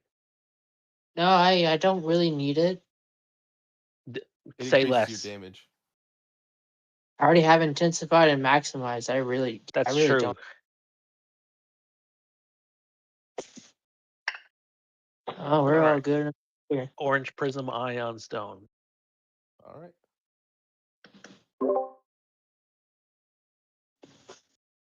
All right. We got 12 carpets. Anyone want to take that? Are they magical? Do they fly? They are carpets. So No. they fly.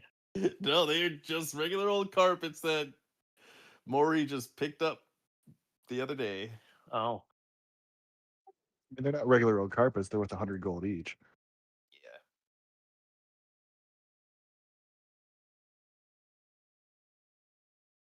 All right. So who's holding on to that bow of commanding presence? What does it do again? Can you list them one more time? I'm sorry. +2 seeking composite longbow. And it With can cast just- daylight once a day, and everyone in the daylight gets basically a slightly better bless. Maybe you should take it, bro. I Not can't see- you. oh, okay. The fighter. Oh, but I just put the short bow composite +3 strength on me. Jeez, Sell I'm it. just like, yeah, I suppose it is +2. So this one will give me seeking. And What's it's seeking do? yeah, exactly. Seeking Yeah, is Seeking ignores concealment and cover, but not total concealment or total cover. so it's basically like Charlie, but in a bow. Dead? Man, if only Charlie was here for the. Damn. No, she wouldn't have fucking taken it. All right, yeah, I can put it on me. I know exactly what she'd say right now to that bow. Oh yeah? Nothing. Yeah, exactly. Nothing. She's dead. Like my paladin was dead. Yeah, no, fucking what an inconvenience. This dude had a shorter time dead than Jesus did. I mean, A lot of people typically do. Fucking I mean, that's a pretty disappointing monk that's not very close with his god. what? I'm not a monk, bro. You were. Well, Charlie was. Charlie didn't have a deity. No, maybe that's why she didn't get back up. No, she didn't get back up because you killed her with a critical hit. Arkin killed her with a critical strength drain killing blow. I was like, oh, I'm good. And Wendell was like, no, you're not. Here's 13 strength damage to drain me to 0. Sounds like you should have been a stronger monk. That's how. Fuck that's you. what- How's that? Fuck you, Dasher.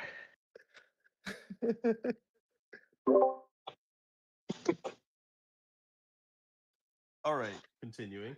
At least he told you what kind of strength, what kind of drain it was, and that it was like an extra effect on the dagger, and didn't just like not tell you. Yeah, We all you, we all know that Charlie wanted the strength sucked out of her by fucking Arca. true, true. I finally got what I was looking for.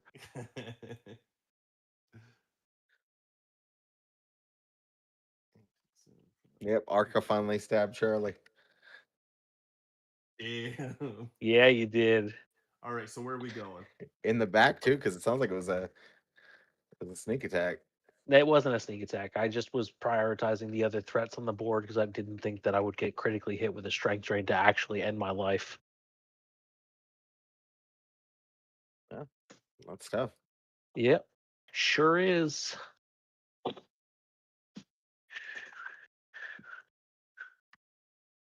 You know what else is tough? These nuts. Getting dazed. Yeah. +2.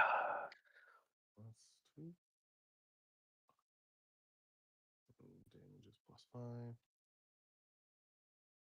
Shut the fuck up. Holy. This armor's fucking really good. What was the armor? The armor of the tireless warrior? Oh yeah, that was the stuff on Ginghamson. Yeah, it's unique armor. Once per day, the wearer can cause her enemies to become fatigued.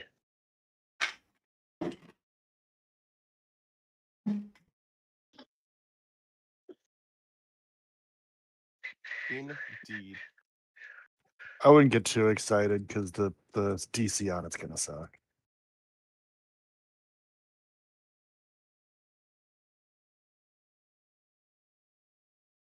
Listen, let me be excited. Okay, be excited.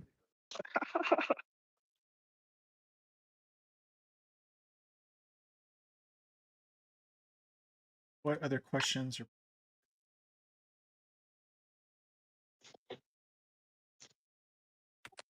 I think I'm good. I think we agreed to go to the Mountain of the Storm Forger next, but maybe I'm wrong. Maybe we still need to discuss it more.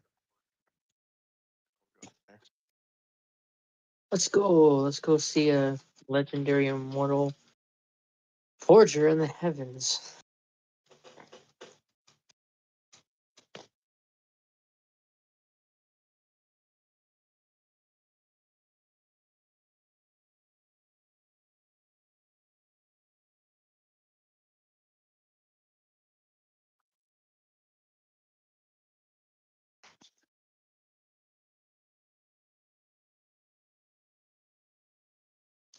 Yeah, no, that's a little bonkers. Okay.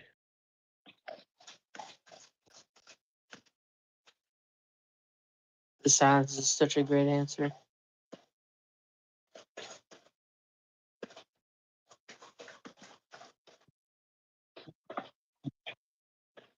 Mountain of the Stormforger, right? That's where we're going?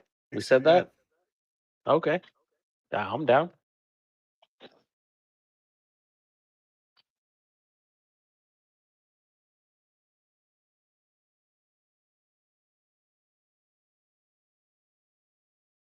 Lightning time.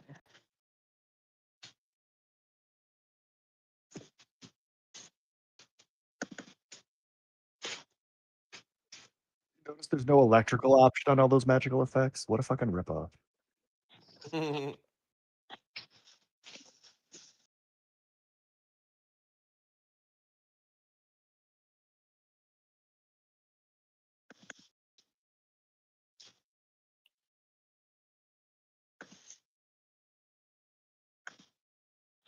Man, I should have given this bow to Clemente. Why? Give you a negative level. Oh yeah. Yeah. And I quote, the Daikyu is imbued with royal honor and bestows 1 permanent negative level on any creature that without honor who attempts to wield it, such as Oni, traitors, kinslayers, and the like. What you mean kinslayer? Who the fuck is my kin that I slayed? Oh man. Any one of your kind. Any the one racist of my Sigmund. kind. All right, so to travel to the Mountain of the Stormforger, based upon where Kitsubi is telling you that it's located, that's gonna take you guys 5 days out of your way. Shit. 5 days. 5 days.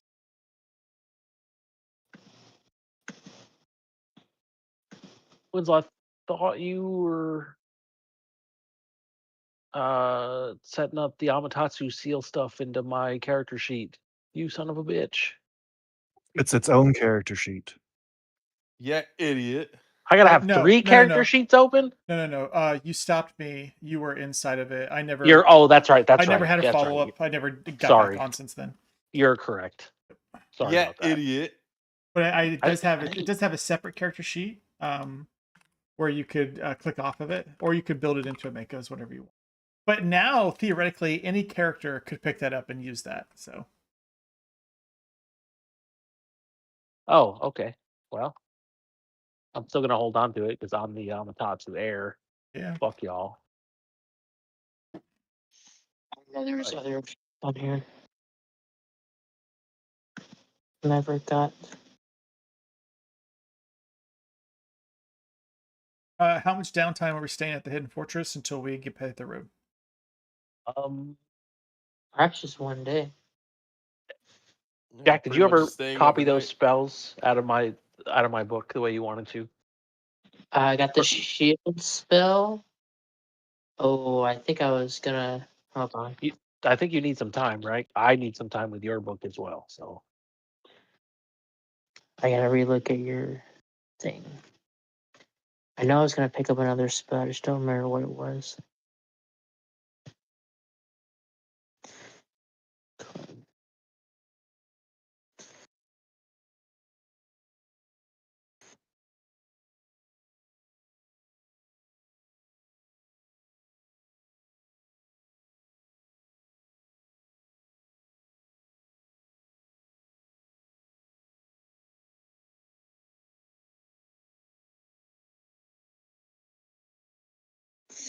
Yeah, I'm actually going to talk to your spells. 1 hour per spell level. So 3 hours. 7 hours, 10 hours, 12 hours. How many fucking spells is he copying? Jeez. Listen, dude. I'm a wizard. I'm building up a motherfucking repertoire. It's been really dry out here for spell books and scrolls. Yeah, And he's so I need fucking preying on little children now. actually I need 12 hours to. So I need a day, like a day and a half of downtime personally. Okay. Now, so you can do crafting while we are on the move. Does that count for It takes copying twice spells as too? much time to do that way. So it would, if that were the case, it would take me 24 hours to do it on the road.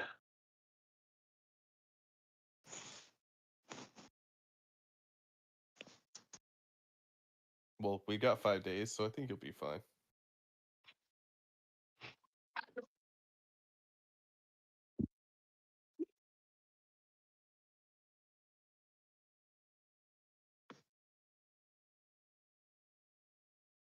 All right, I'm putting in the calendar that you guys stay in the fortress for 2 additional days.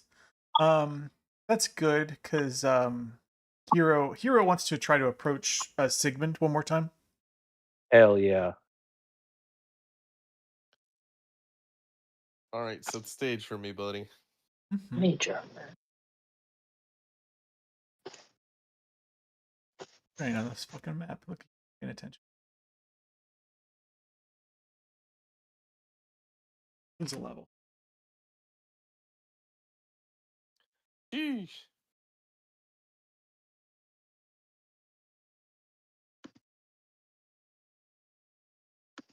What are you doing in this common room? Are you sharpening your blade, playing shoki, running your mouth? Probably running my mouth like usual. All three. God, yeah, like I'd play shogi. Get out of here. Mr. Ebenavora will kind of like walk into the doorway, and he kind of looks at everyone, and you see like some people just kind of read the room. You know, like Kenshin and Hatsui, they just kind of get up and leave, and you basically like hopefully other people will kind of follow that same idea. And there's this moment where Ebenavora and Sigmund are alone, and Ebenavora has this weapon in his hand that you guys had rescued from the castle, and he looks to you, Sigmund, and he's like, has the anger in your heart settled yet, my boy? Man, what do you want? Can't you see I'm busy? Some I have Some- to sharpen my own blade. some respect would be nice as a good start. Hell Fine. yeah. What do you want? You talk like Dad. a geisha from a lowly city. Wow, it's almost like I was a bodyguard for my brother in a city. What of it? You don't fucking know me. The fuck? You are respected. That's what you come up with me for? Come on, get the fuck out of here, boy. He's just quiet. He lets you say foolish things. He walks up to you at the table. You protected your brother. That's good. Yeah, I kind of had to It's a shame he didn't make for it. as long as I could. Yeah, don't even. Oh, you're pissing me off already, buddy. You are really pissing me off. What is it that you want? I wanted to show you the sword that you rescued from the hidden fortress. Now tell So him be it. about his mom.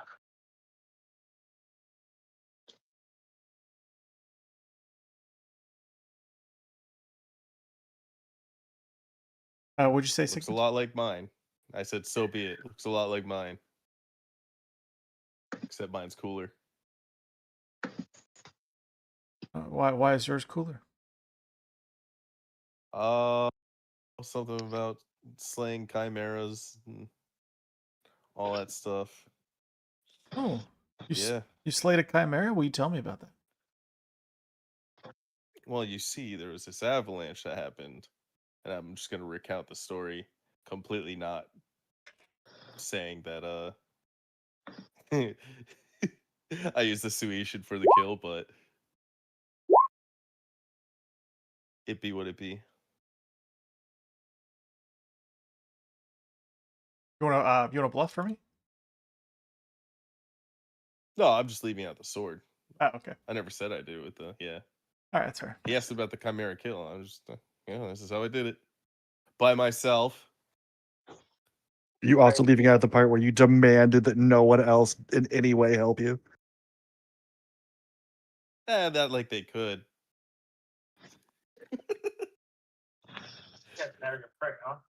Yep. Jack. Sorry to interrupt, Jack. Yes. Are you charging me to copy spells out of your spell book? No. Okay. Are you- I'm also not charging you. Should. Okay. We're good. The trade is copying each other's spells. So did you just come to show off your weapon? I don't know why everyone else fucking left. He's showing you his sword right now. On not too far away. It's across the Sea of Zidao, past the swamps over the mountains. There is a community of elves. And before I was born, before you were born, those elven swordsmiths, they visited Minkai, and they visited my forefathers, and by extension your forefathers, and they made this beautiful weapon. I know it's lighter in stance, similar to yours. I'm gonna cut you off right there. You don't know my forefathers, so we'll stop that right there. I will admit it is a nice blade. but it ain't no weapon, Valor.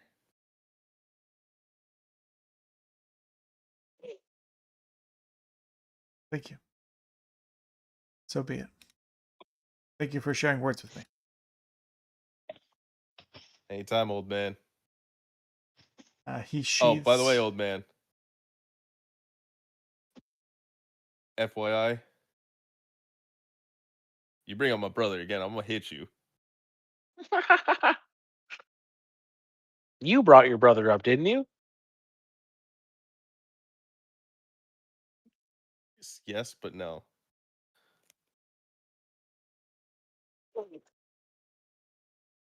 Anyways, this guy fucking needs his blade.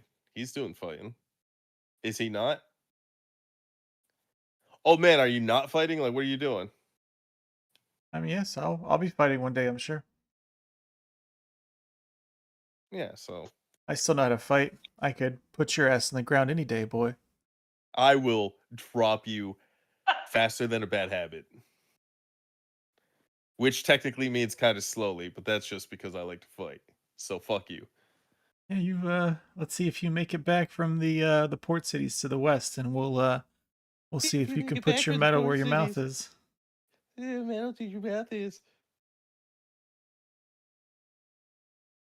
You only made it to be old because you've lived out here in peace. Huh. Minkai is not peaceful. Yeah, well, I don't know. I saw when I rolled up, it was pretty peaceful. You're in the borderlands. Wait till you get into Minkai proper. Don't tempt me with a good time there. You mean I get to put more bodies on this plate? Sheesh. Whatever will I do? Very well. You hear his little wooden bench kind of skirts as he kind of stands up and shifts his weight, and he goes to walk away. You know, old Take your man. belt off and spank that man at this point. Come on, Dad. You know, old man. I think it's better that people don't have psychopaths for children. Much like children don't have parents that were never around. Maybe if you had parents around, you wouldn't have come out as bad as you are. Perhaps that may be the case. He walks away.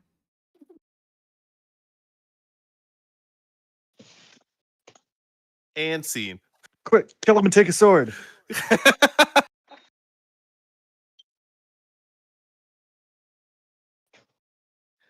Wow, you guys were right outside the door listening in? Who would have fucking thought? I didn't want to interrupt, but I do feel like Maury would try to spy on that. He's kind of a prick like that. And I'm in my bunk with the crystal ball right now. So that's what that feeling was. You mean to tell me ew, gross. So what'd you all hear? What do you mean? So be it. Heard you get punked by a little old man. Punk. You heard. I will beat the piss out of you, Tuna. You know that for a fact.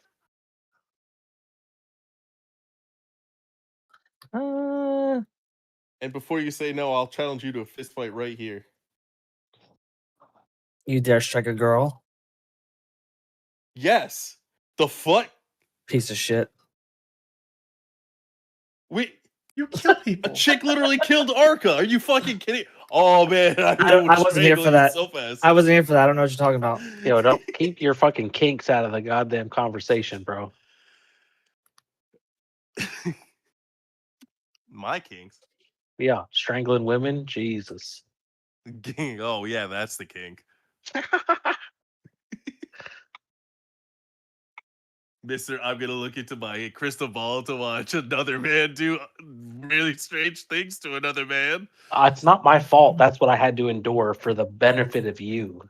And Quote, everybody unquote, else. endure. Endured it. Yep. Right. You guys ready to get on the road? Sure. Yes, sir. After 2 days of downtime, absolutely. All right. I got your 2 days logged into my calendar. After you guys hit the road for 5 days, the heroes are going to journey through the mountains of Menkai, where the earth kind of rises up to meet the heavens. The air gets a little thinner here. The path is going to wind through bamboo forests. It's going to wind across rope bridges, swing through like chasms with white rivers, and you guys are going to pass through like treacherous cliffs and stuff like that. Anyone get a survival check to lead us through these territories? I know two I- does. Yeah. You're right. I 2 is usually might. the one. What you got, Kitsube? Yeah, I doubt this will go well. 100%. Hell yeah. I am gonna throw an 8 at Tuda just in case. I'm trained. He rolled a 28. And like Oh, so, I'm like not gonna worry about that. Tuda, there's points where you're asking Kitsube where this Stormforger is, and Kitsube just gives you really vague information. But between like Sigmund and Kenshin, you guys are able to kind of figure out which mountain it is, and you guys basically make your way. You follow this river actually through the mountains.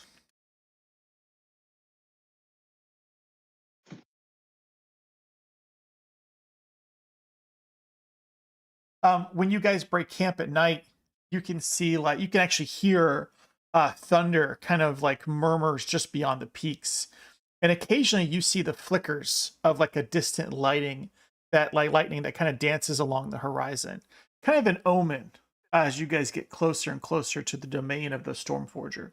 Go ahead and give me, as you guys are on the outside areas, go ahead and someone roll me a D100.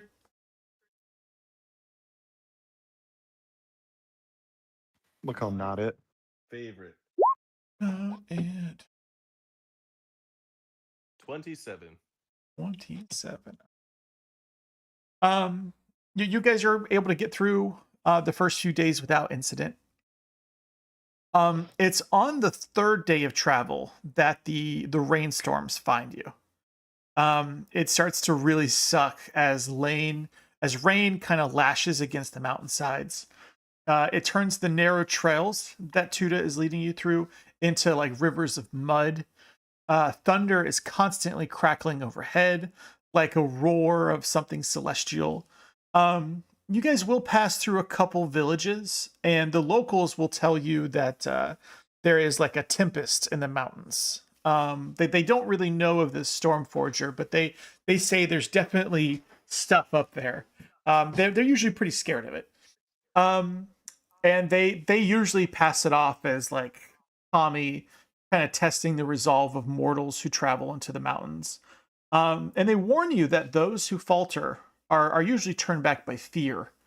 But those who endure usually prove their worth to the gods in the heavens above. Go ahead and give me one more D100 roll.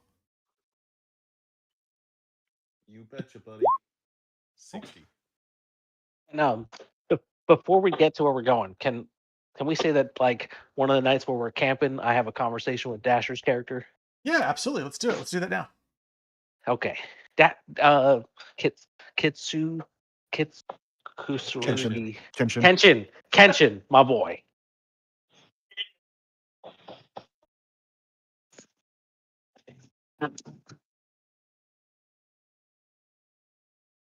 Yeah, me with my blunt. Kenshin, come over here by the fire. Let's smoke together. When he says that, he means I'm he's not gonna gonna blow you smoke, up. but I'll sit next to you.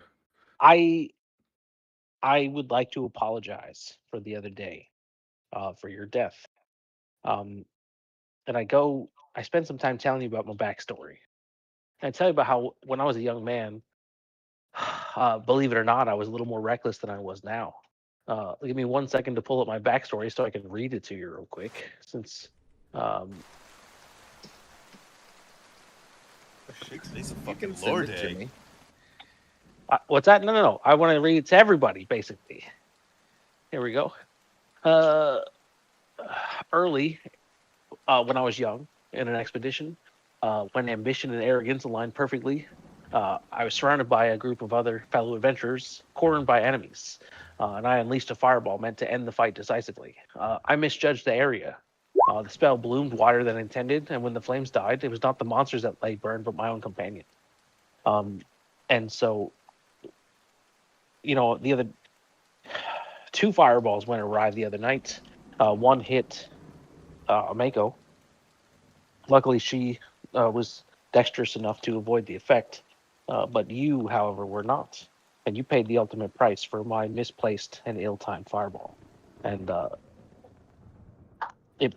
that brought up memories of past mistakes, and I would just like to take this time to apologize for the events that happened that day. Always forgiven. Just know with great power comes great responsibility. You see that Clemente is actually shook right now. Like he's like welling up with tears.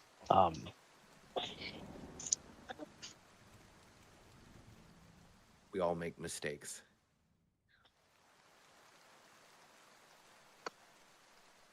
He nods. And then Kenshin gets up and then sticks his face in the fire. I'm kidding.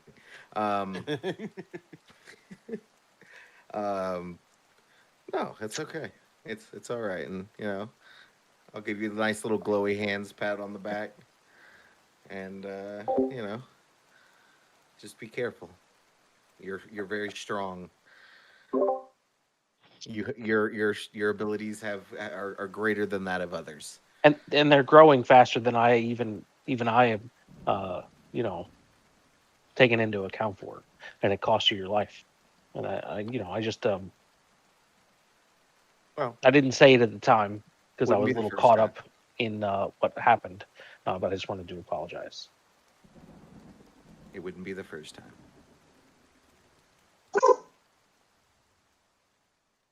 The first time you've been hit by a fireball and died, or First time I've died.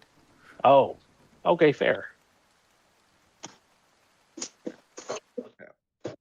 You find getting your eyes gouged out kind of gets you closer with God regardless. True. But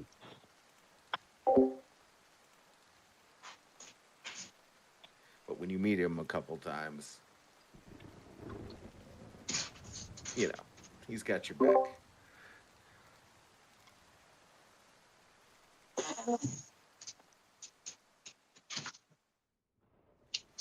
If I And with may. that, he gets up. Yeah, Sure. go blow your nose, pussy.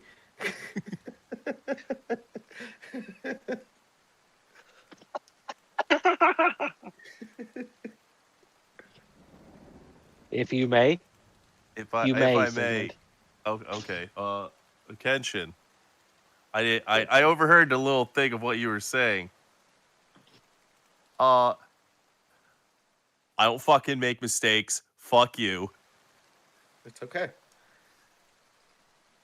If you do, you're allowed to.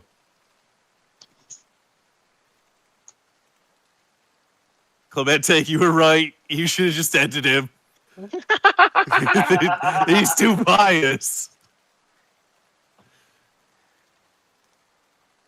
No, it's just y'all do what y'all are gonna do, and I'm gonna do, and I'll make sure that you're safe doing it. Man, I wish I had a contract to sign right now. I mean, I'm not gonna sign nothing. Shit happens.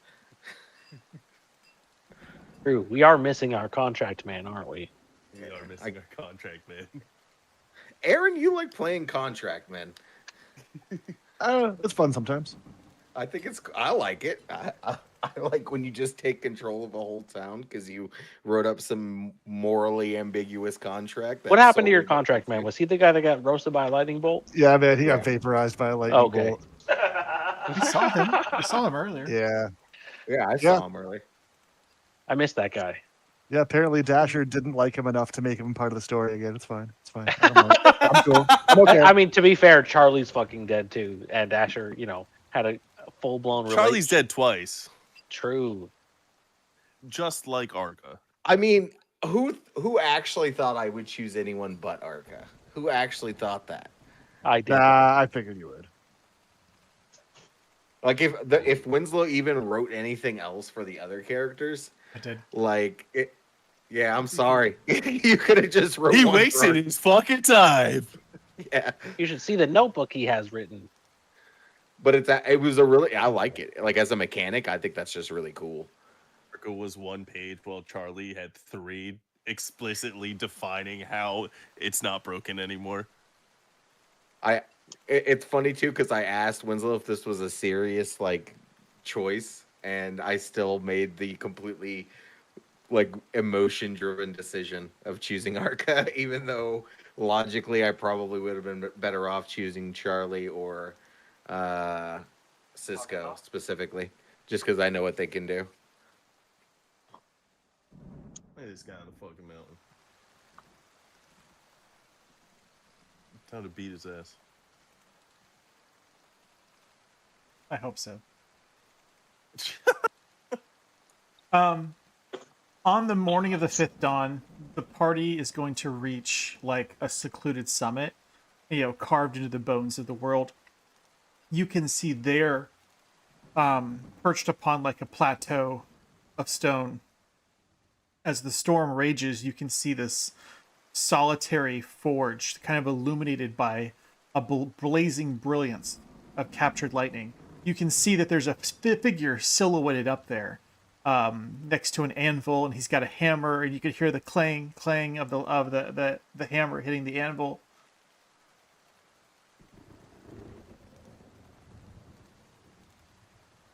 Each strike of the hammer kind of sounds like a thunderclap echoing across the mountain peaks. You can see from here, up on the top of the mountain, stands the person that they called the Stormforger. Some ancient figure wreathed in sparks and shadows.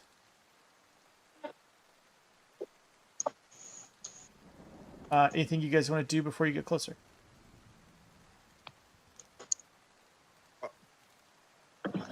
Oh yeah, I think we forgot to do our lesser restoration for.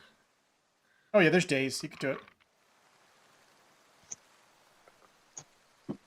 I mean, again, he would just sleep it off after 2 nights. He would. Oh, okay. Fuck that guy. Alright, He fair killed you. enough.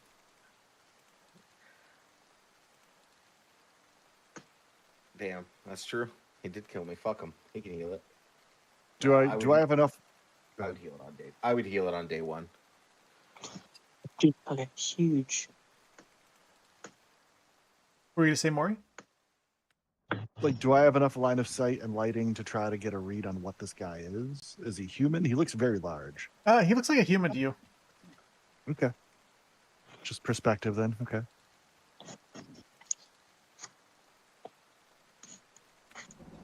No, I have no preparations to do then. All right. Ooh. Who's gonna be the first 3 people in line going up the mountain? I mean, Moore's Me. gonna try to be in front Me. since he's usually got actual manners. Okay. Yeah, thank God. Yeah, I'm typically in the back now because I can't could even I- speak the language. You're muted. Could I persuade You're you? muted. Could I persuade you to not be first this time? Who, Maury? Yeah, I think Omego should go first. This could be a good test. I will observe.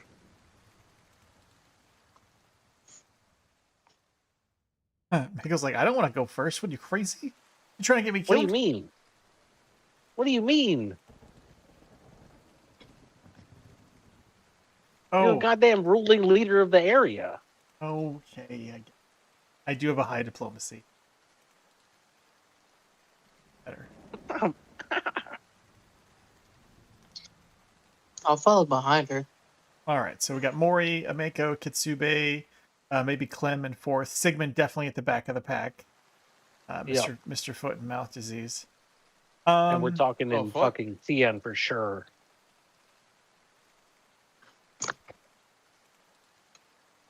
The language of pussies. So yeah, you guys, there's just this fucking stone plateau. He's got a little covered thing to keep the rain off of him.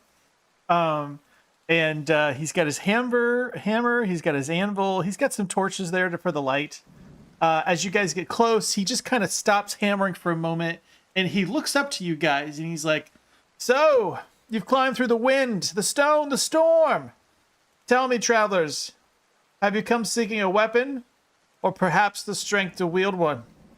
And then right as he says this, you can hear the thunder go off behind him.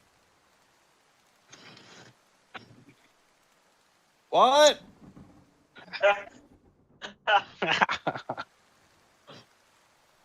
I can't hear you with all the thunder. Ameko tells you that she's not come looking for a weapon, but a. How do I say this in a way that's gonna pique this guy's interest? I want you to make me a pole. Oh, I've got a poll for you. Yeah, I bet you do.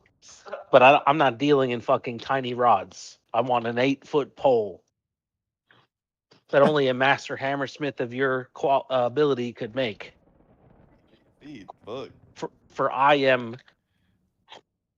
Fuck it, bro. She's been hiding it this whole time. I am the heir to the motherfucking throne, and I've come back to take back my motherfucking throne.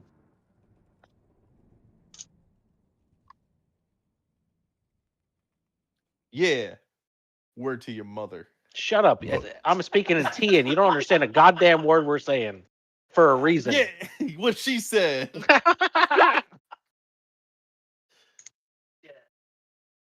All right, you've got coin. Yeah, of course.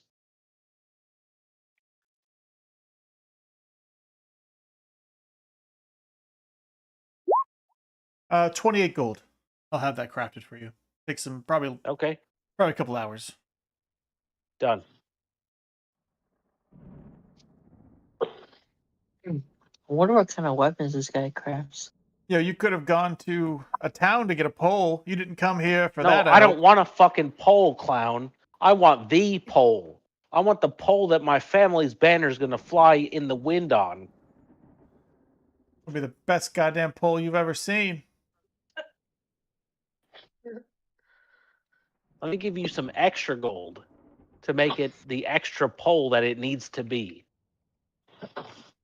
And Ameko hands him 1,000 gold. Real quick, what do you want the fucking? He just kind of levels with you. I was like, what do you want this pole to do, yo? So, do you see how that guy has a fucking? You see how that guy has a lightning hammer? How he's fucking hitting things with lightning into this fucking sword? I want you to do that, but with a goddamn pole. Yeah. Do you want a +1 pole, or like a thundering pole? I don't know, man. I'm not trying to use it as a. I'm trying to carry this fucking flag into battle, and I don't know. 50 gold's the fine. storm above just dissipates super quickly. I'm trying to role play this pole flag banner. 1,000 gold's a lot. Really. I mean, I could make you a really nice pole for 28 gold. You really don't have to pay me this much. God damn it. Okay. Play you fucking.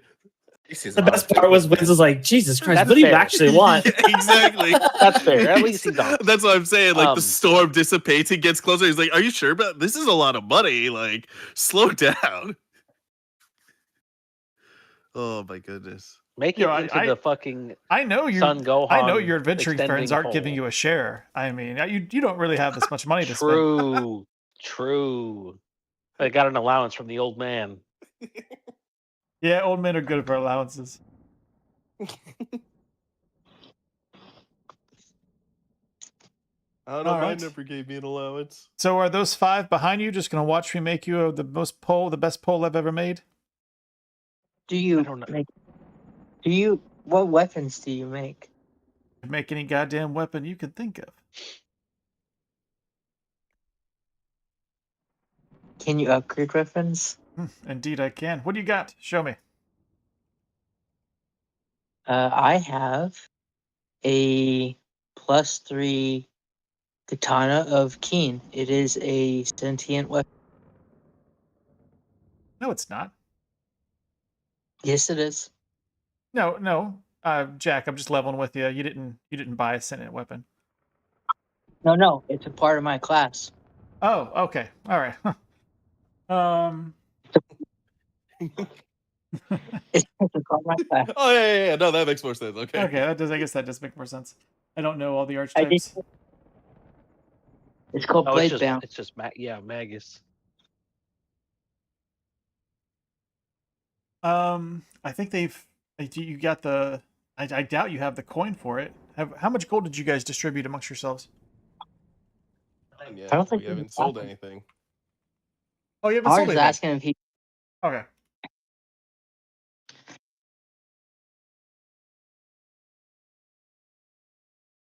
But yeah, he holds the weapon in his hand. He looks at it. He's like, "Oh, this is a fine." And he actually is like no longer talking to you. He's like talking to the weapon, kind of like he's talking to a deaf person. This is a fine blade. I think yeah. Let's see if I can figure it out.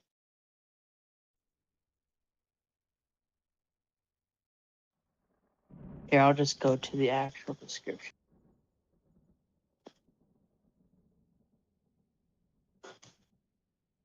I do have its stats in my notes. But just to kind of cut to the chase, this guy can modify whatever weapon you want. You could hand it something forged thousands of years ago, and he could recraft it and enhance it in the way that you need it to be.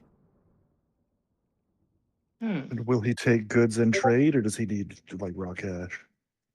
He's looking for like money. Or he could take stuff that's very valuable. What So let what do you got? me ask you I have no this. idea. Honestly, I thought you wanted us to come here first. That's my bad. That's kind of what I told the guys while you were on your bathroom break. I know, and I heard that. I was on the stream. I could listen to it. Well, yeah, I've got, he's open to it. You just, what do you have that you're trying to trade? I can trade it for credit. So if say I ask for a flaming my sword, I know it's like 18,000. Would he do it for that much or Yes, he will do it for less that much. much? Okay. Understandable. Okay. I don't have that though, so I was only asking. What are you guys interested in trading? He could basically trade it for store credit. Yeah, I don't want that's like, man, the logistics of that are going to be such a mess if we start breaking individual items out of the loot and then recalculating stuff. I don't know. I'm not gonna do any trading with him. Yeah, I'm not gonna touch it. We'll come back later though.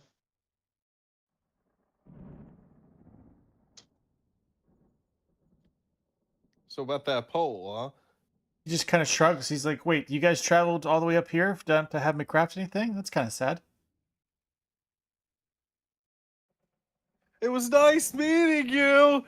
Not I mean, sad. It is a beautiful view. we wanted to see the legendary immortal blacksmith on top of the mountain. I really wanted this pole. Couldn't get a blacksmith in town to make it. I could.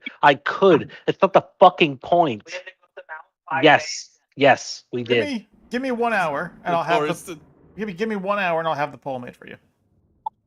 Maybe engrave your name in it, so legendary pole. He's just a tourist attraction for us. Let's go see the guy in the mountain. Ooh. All right.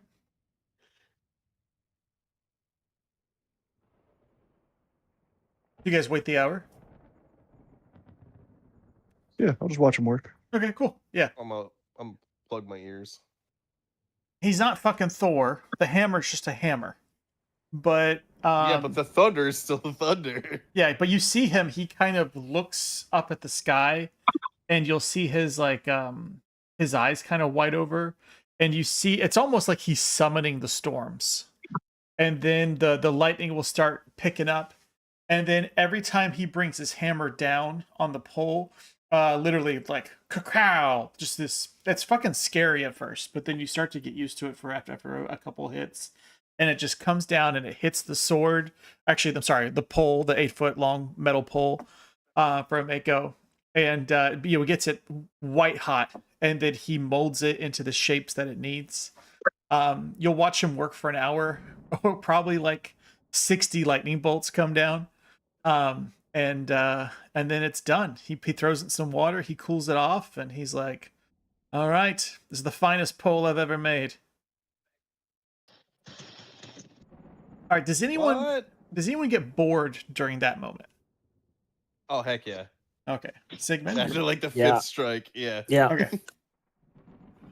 Yeah, anyone that gets bored, go ahead and just make me a perception check. I'm fucking riding over here, summoning down fucking lightning bolts.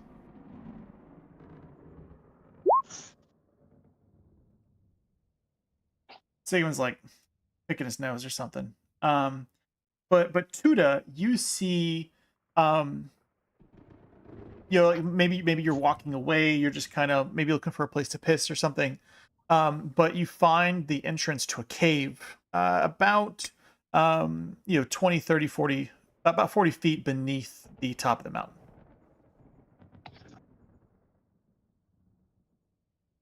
I go over to Moore and be like, "Hey, look at this thing." What am I looking at? The cave entrance. Do you think that's where he lives? I don't know. We should go explore it.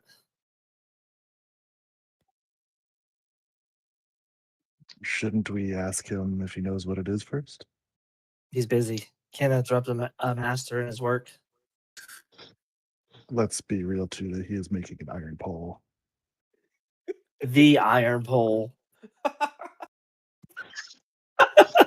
Put some respect on that pole's name. We can go explore it, but if it does seem to be his home, I will be leaving. You want to go interrupt him to see if it's his home, or you just want to peep in there? Yes, I will go ask him. Smith, that cave, is that your home? Yes. Yeah, there you go, Tuna. Tuda, make a As he's survival. asking him, I'm peeping my head in the cave anyway because I'm impatient. Okay, yeah. Cool. Tuda, make a survival check as you peek into the cave. Survival check. 38. Oh wow, that's 20. Nice. So like the cave entrance is rather large. It could fit an absolutely massive creature coming in and out of it. As you go a couple feet in, you'll see it kind of angles downwards.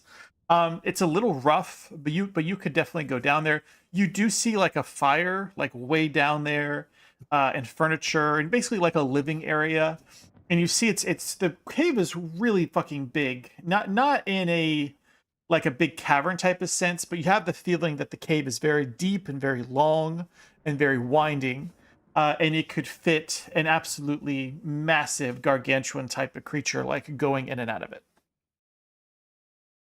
Does it feel like it's his home? Like because the fire and whatever's set up around, does it feel like that's his home, or is it just like a fire that's in the middle of the cave? It looks really nice down there. If you want to go in and take a poke around, just let me know.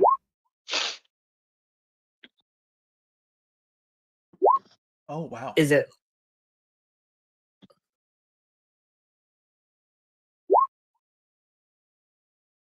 That'll be $1,300 to have that pole made. Clemente. What did you say?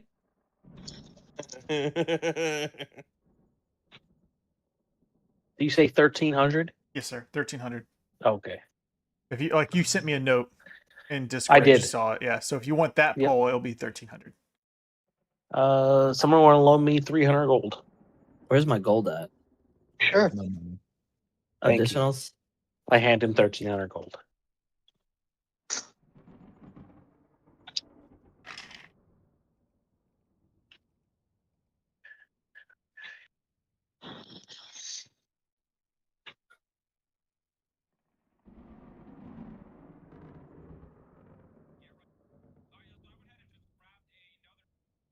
Here's someone talking.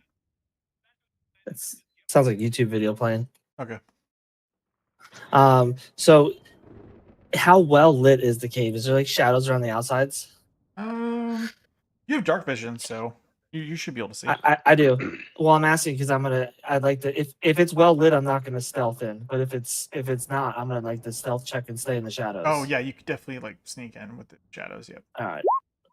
16 for a stealth check, and I'm gonna try to creep in. Okay.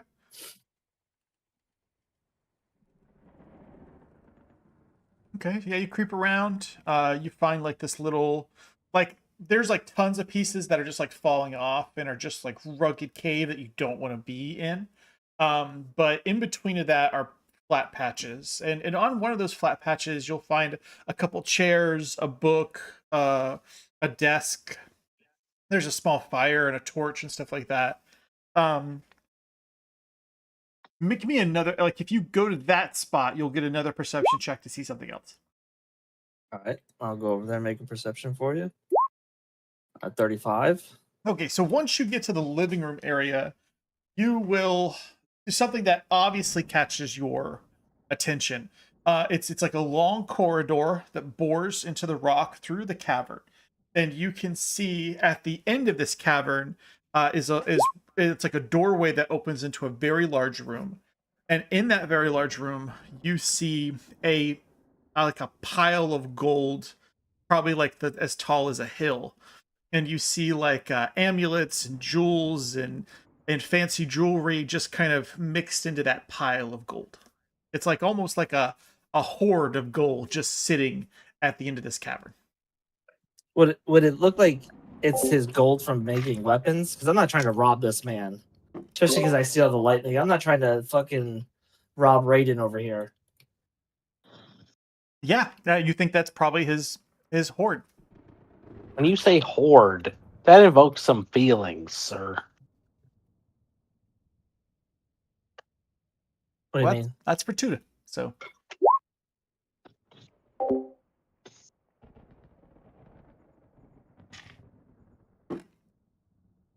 I want to go investigate a little more.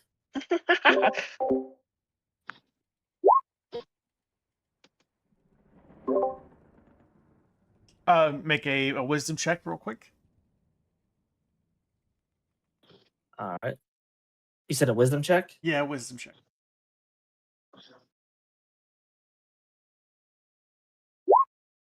19. The instincts that keep you alive are telling you that that's not a good idea. All right. So all right. So I'm gonna turn Understood. Back. Yeah, I'm gonna turn back and head out. I don't like this feeling.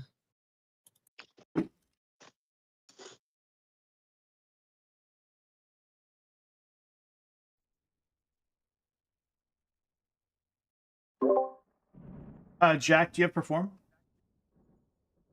Nope. Just kind of doing whatever. Make a perform anyways. Let's see how bad it is. Okay.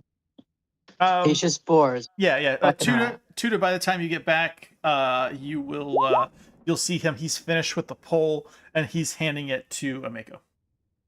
Hell yeah. I'll walk back over to Mori and be like, hey, what'd he say about if that's his house or not? It is his home. I'm gonna tell him I went down in there and I got a real bad feeling that something's down there that's not of this world. Use the word. Maury gestures towards the guy hammering lightning into metal and shrugs. Yeah, worse than that. So, Kitsubi should probably never be allowed to ever again. Fucking terrible job. What are you performing right now, Jack? He's just doing whatever. I wrote it up. He's doing backflips on the mountain. Doing juggling, backflips, and miming. Okay, so Just 'cause he's fucking- as you go to do that backflip on the top of the mountain, will you make me a reflex save? Oh, Jesus Christ. Poor guy Okay, can't ever win okay. for losing. You guys are watching Kitsubi. He's kind of disguised himself as like a jester, kind of dressed himself up. He's making attempts at juggling. He's not very good at it. Then he starts his backflips, and you see him literally backflip off the mountain and like Hell yeah. falls to his assumed death.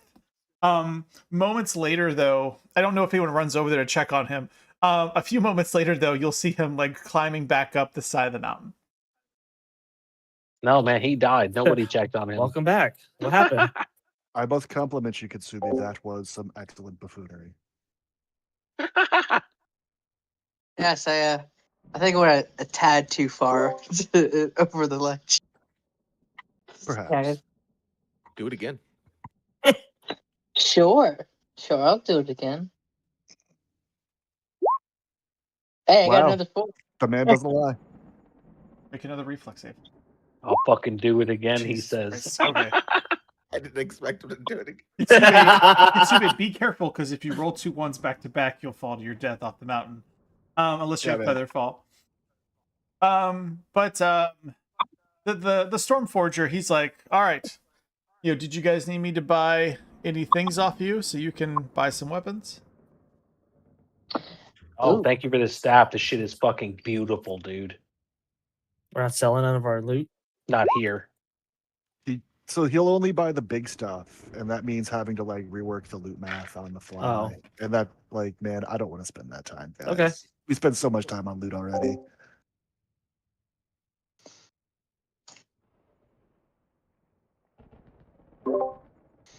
Do I even have feather fall? The Stormforger, he points towards the weapon on your waist, Tuda. What of it? When the time comes and you want me to work on that, let me know.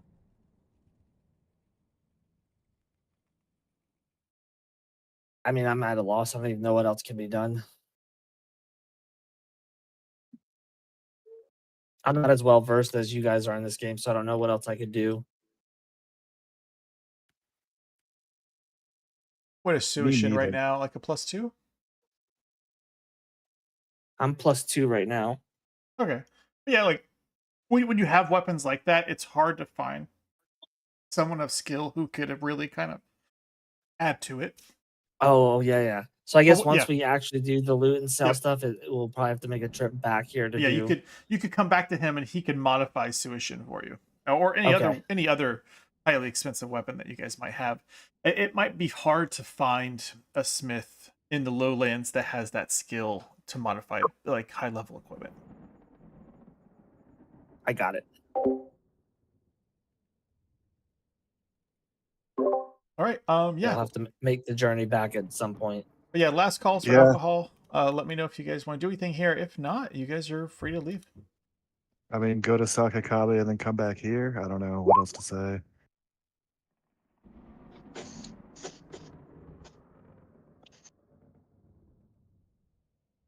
I think Jack's played the most characters in the short time I've been playing. Jack loses more characters than anyone else I currently play Pathfinder. I've with. never seen somebody die so many times. Jack's trying to fucking RNG his death again. Hey, you want to know something really funny? The fastest time I've lost a character isn't even any of the characters I've played so far. Back when I was in high school, I lost a wizard character in the first encounter. Yeah, it'll happen. Died to a snake. A snake fucking swallowed my guy whole. Died. Yeah, fucking fix your shit. Never played a wizard again until I mean, recently. Every character can die at level 1 from a fucking bow critical. Yep. The damn roll perception, everybody, because like we were walking, and my guy was in the middle of the party, and then we all rolled, and some of us rolled high, but I didn't. I was like, all right, does a fucking like 20 hit you? And I was like, yeah. I was like, all right, you are being swallowed, and I was like, oh no, and no one tried to get my guy out, so he died instantly. I was like, all right, great. Deserved. Never played.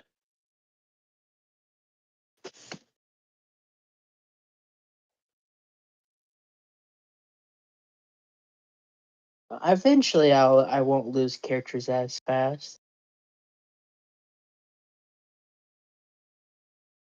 Eventually.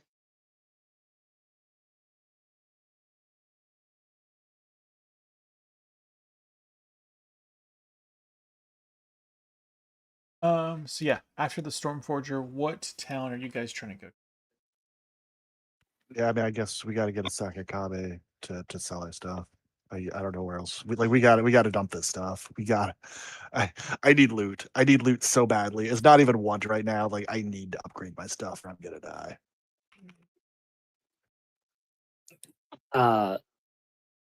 More, do you have everything planned out of what's being sold and what's not at this point? So you just go dump it once we get into a town? Sigmund's in charge of that, but yeah. Oh, Sigma, okay. Which means he's gonna take all of our money and buy a bunch of fucking potions, dickhead. Oh, I When mean, was the last? in character, I can do the shopping. I don't know. I don't think Sigmund would. I honestly don't think Sigmund would steal our money. But Matt, the player, is doing the loot now. There, if you go to the pins, I just want to see when the last time loot was distributed. oh, dude, it's been months and months. That's I mean, like, how far up does the gold go? So, like,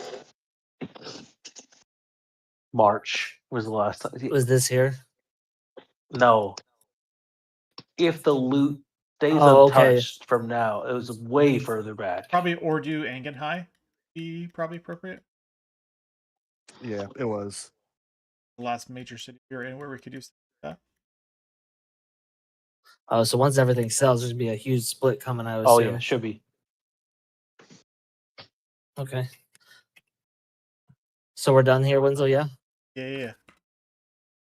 I'm gonna kind of fast forward you guys out of the mountains, back through the hidden fortress onto the side of the river.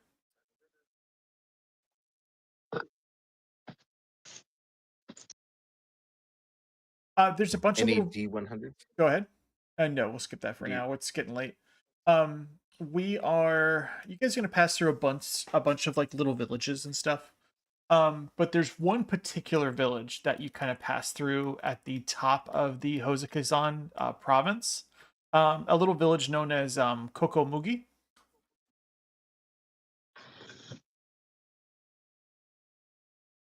Sounds like a dance move. As you guys are traveling south into the provinces of Benkai, the road kind of bends gently through rolling fields of golden grain. You can see the humble village of Kokomugi ahead of you guys as it comes into view. It's nestled between rice paddies and some bamboo groves. The settlement feels like a peaceful jewel set amid the countryside. From where you guys are moving and walking south, you can see curling ribbons of like chimney smoke that kind of rises from the village houses and whatnot. You can see an open market.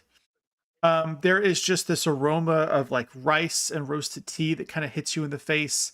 It's simple wooden homes, thatch roofs, a well-kept dirt road. You can hear like wind chimes that kind of sing in the breeze. You can see paper lanterns that kind of sway on their porches and whatnot. As you pass like the beginning of town, you can look to the left and see like a small shrine that's kind of dedicated to spirits and gods, lovingly maintained at the edge of every home. It almost reminds me of Skyrim. You know how they got the little beautiful shrines everywhere that are well maintained. You can see like bright banners of dyed cloth that kind of flutter gently in the wind. As you approach, the villagers, they seem kind of excited, and they kind of greet you with open smiles and courteous bows. Children kind of they're kind of laughing, and they kind of race alongside you guys. Their eyes are wide with wonder at seeing that these travelers coming into their small little town. The farmers will kind of pause from their work, and they will offer respectful greetings as you guys walk by. There's even an old woman who presses a cup of tea into one of your hands. Who is that? Who gets this tea? I guess I'll take it.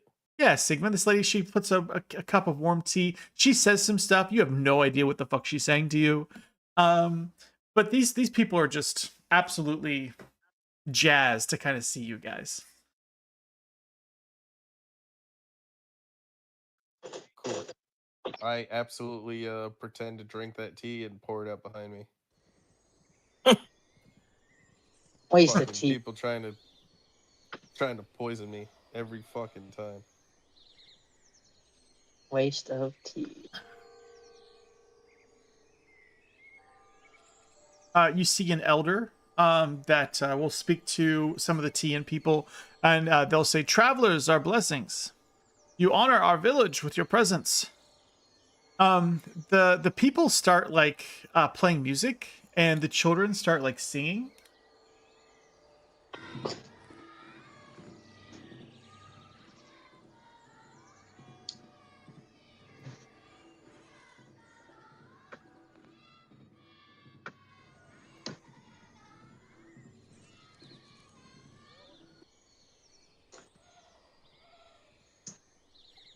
Yeah, I mean, Mori is ducking and trying not to let people see him. He is extremely wanted. So Okay, that's fair. Did you want to make a he disguise check? certainly- Or are you just trying to like cover your face, or? I think I'll just use my wand. Okay. Just do a quick 30. Takes 2 tries.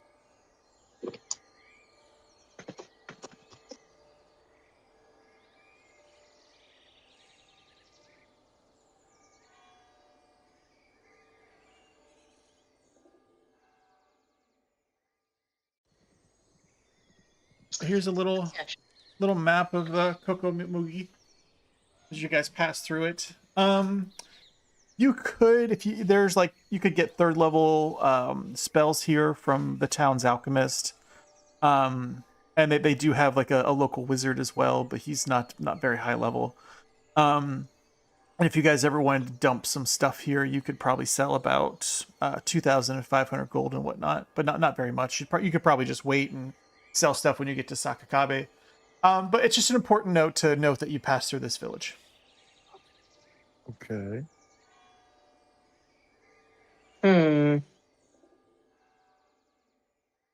Do I know anything about this village? Oh, there's some regular people. Only about 110 people here. Okay. You know, it's like it's one of the northern villages in the province. It's the first real village that you guys have come to in Minkai. Everything else has been like just Okay. lone houses and whatnot. Probably the largest location you've seen so far is the Ronin camp, which wasn't very much. So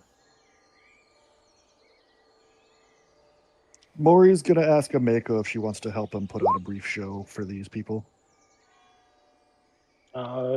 Sure, yeah. Kitsubi, you seem to want to learn how to perform. Would you like to aid me as well? Sure. Okay. Yes, I had something more specific in mind than clowning, if you don't mind. Oh, okay. Yeah. uh, if it seems like Kitsubi is out of disguise selves for the day, you can borrow his wand, but I think you can do that twice a day, so I think you can change it to whatever you want still. Yeah. Yeah. I'm gonna describe like the brief skit that Mori will kind of like key them into, and then that'll then be acting it out as well with roles. So he's just gonna do a brief little kind of no play about 2 monks, 2 brothers who got orphaned by war, and they both ended up having to join monasteries to be fed. They had no family to go to. One of them, Joe, joined like a worldly monastery, and the other one, Poe, joined a very ascetic monastery. So Joe learned that the key to wisdom is getting out and experience life, and Poe learned that the key to wisdom is kind of self-denial, but also meditation and control. And so 20 years later, they're both adults and they're traveling to a very grand monastery over in Kasai together from their humble little places. Is Poe a panda? No. And they Okay. come to like a big raining river. It's all swollen because it's been raining recently, so the river's all swollen up and it's rushing by. And there's this woman kind of stranded on the one side, and this would be a Mako's part, obviously. She's stranded on the one side, so she begs the monks, "Hey, please help me get across this river. This is bandit country. Like, I don't have a boat. I wasn't expecting. Usually you can ford this river, but it's way too strong right now. I don't think I can swim across that safely." And Joe and Poe stand there, and they're like, "Well, I mean, the right thing to do is to help her." But Poe points out, "Yeah, but we're monks. We're forbidden from touching women." And Joe is like, "Yeah, but right is right, right?"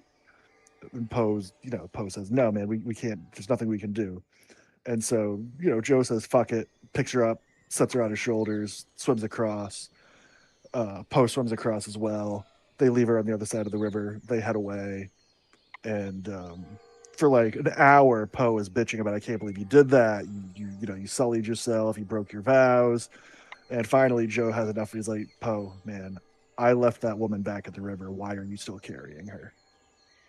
And that's the end of the play. Yeah, make some perform checks. I see one for Mori. I already got Kitsube's. Ameko, will you throw a perform check in? Singer string. She could sing her part. Get the fuck out of here. I rolled a 2, boys, for 20. It's not bad. It's actually trash when my base is Like, 18. The 2 sucks, but 20 is a good result, man. That's like literally the best your average commoner could do on their best day of their lives. I'm not an average commoner. I'm the rightful ruling heir to the goddamn throne. Maury's like, look, honestly, like it was a pretty small part. I wouldn't stress it too much. You're kind of just there to get picked up and carried. The people are so thrilled by the performance that you put on. You guys end up making 11 gold, 23 silver, and 8 copper.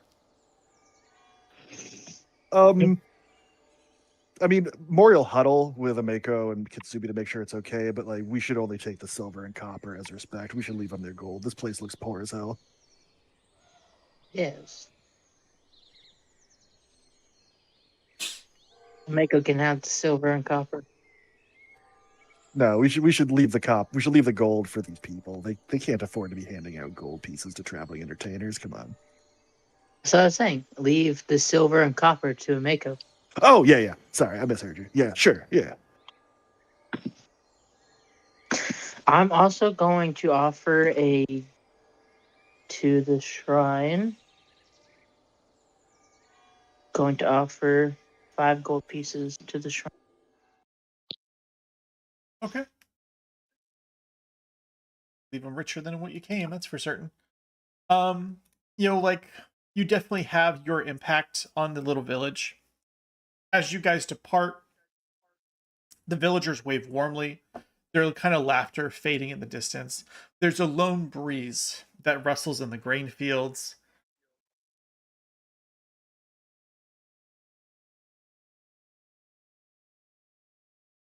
For like this instant, you guys watch as the stalks of the fields just kind of like bow. They kind of like bow in the wind.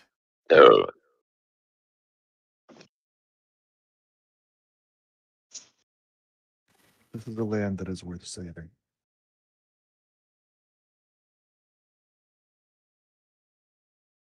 You look like a man.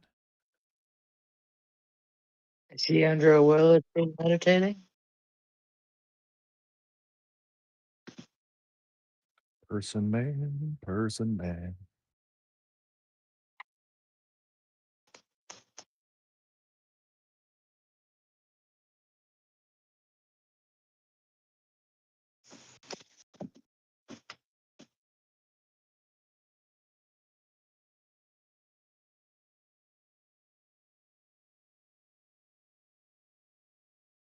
There's this guy. He's like, as you guys are exiting the town, he's just kind of on the side of the road. He's not actually walking towards the town. He's actually walking away from it, and it's on the same side of the road that you guys are. And as you guys pass him, he looks up to you and he greets you.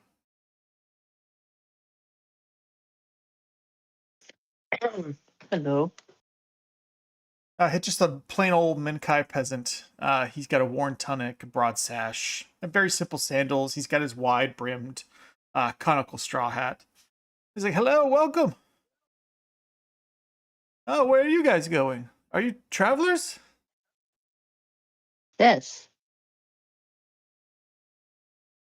How goes the harvest? It's going good this year. The weather has been kind this spring. The cold ended a little early, but we still get some snaps here and there.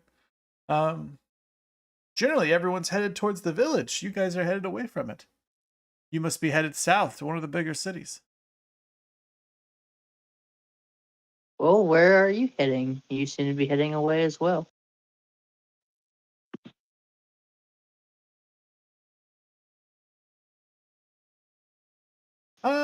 I'm starting the long trek to it's Inganoka. That's basically the more southerly port city. It's one of the areas that you guys have to go to.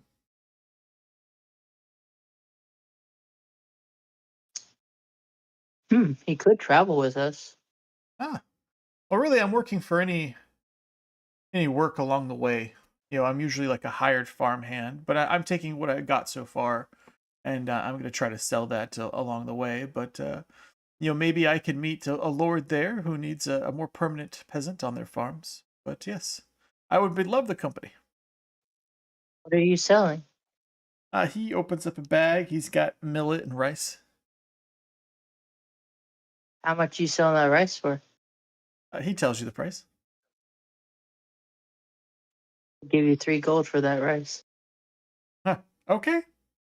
He hands you the bag of rice. Rice is Thank like you. Hopper's dog. No, I'm being generous.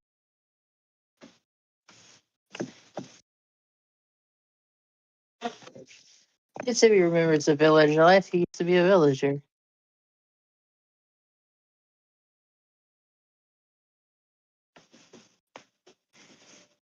Thank you, my lord.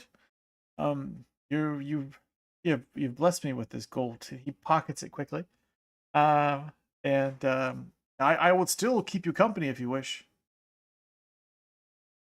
I mean, as long as my lords are fine with it. What is your name, farmer? He identifies himself. He says that his name is Hitoshi.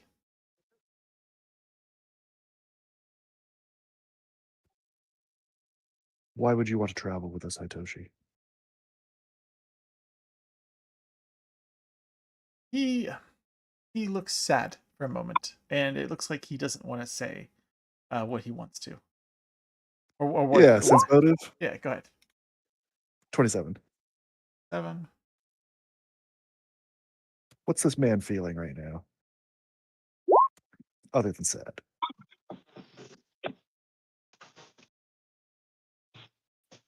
He tells you he has this like look of like cognitive dissonance on his face. Well,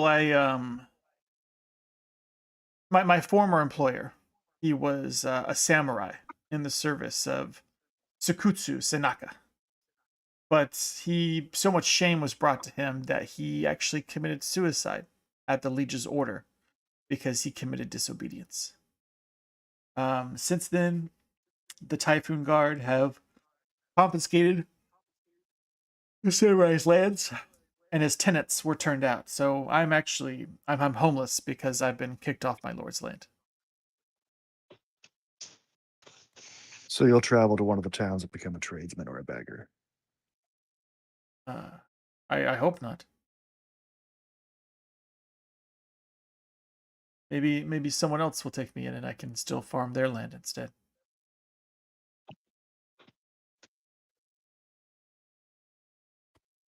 I don't care if this man travels with us. Hmm.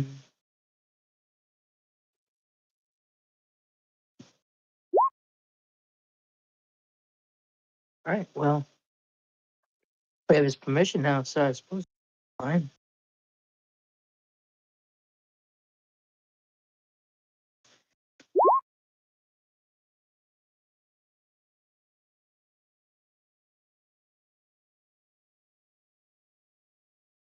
I hand him a little, nah, never mind. I don't do anything. All right. Tashi will come with you guys for a little bit, especially if you're handing out 3 gold. He's not going to fucking go anywhere.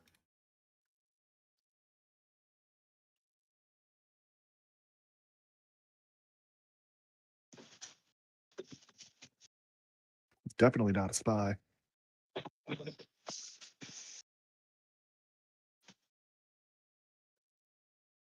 Not at all. Definitely not a cop.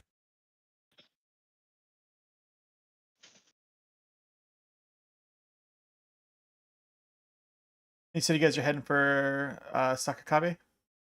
Yeah.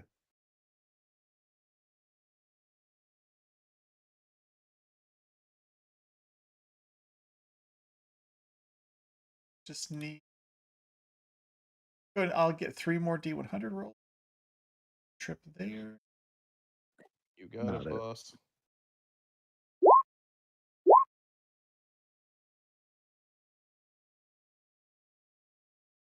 Ooh, a little 17.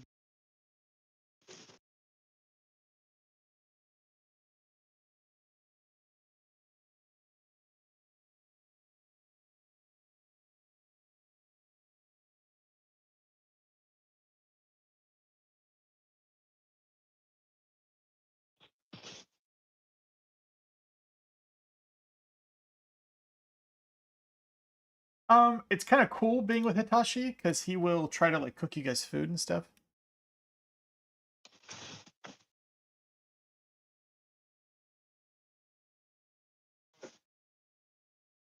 Hey, children. Hey, chef.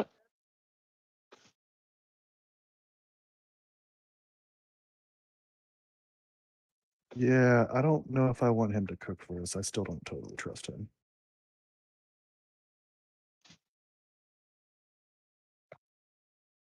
Hey, children. Hey, chef.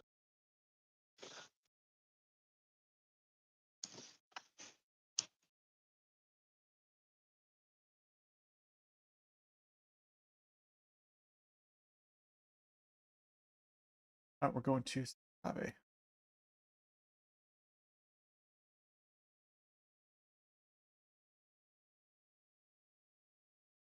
All right, everyone see that okay? Yeah. Affirmative. Damn, we could get a boat. We could blow this fuck. Bro, can we get sea-doos? This motherfucker. So, Sakakabe is built on a favorable landing on an otherwise treacherous coast.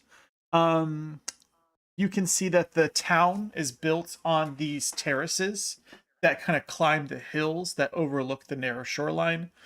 As you guys get closer, you'll see that the lowest terraces lean on the ruins of a stone fortress built like a millennia ago, whose ancient stone walls, adorned with reliefs of ancient warriors, are almost completely hidden by the modern structures that have been built on it today. Sakabe famously is it's trading in silver and pearls. That's kind of what their big export is here. The silver is actually extracted in the nearby Sankyodai Mountains, where several fortresses protect the mines from bandits and evil humanoids. The pearls are actually fished along the entire northwest coast, where there is an abundance of coral reefs and natural lagoons that kind of favor the growth of oysters and conchas. The prosperity of Sakabe is mirrored by its culture. Um, Besides like the rich shrines and temples, the town boasts a refined entertainment district that is famous for both its tea houses. There are theaters here, and the entertainment here is really second only to those in Kasai. The high standard of living of the town's middle class, coupled with the somewhat lenient attitude of the local governor, has allowed people to thrive in most traditional activities. There is a lot of gambling that happens here as well. But overall, this is a peaceful town that is open. And yeah, it's a cool, nice place. Welcome to Sakabe. Kyoto. I wonder what the gold thing is here. You had me at gambling. It's a large city.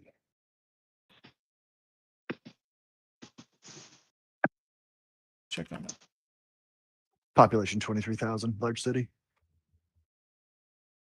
Here it is.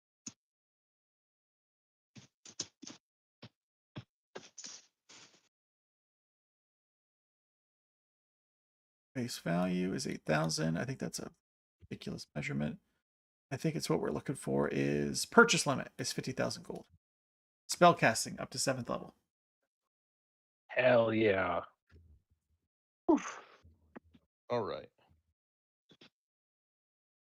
So that means if we're taking some time spent here to sell everything,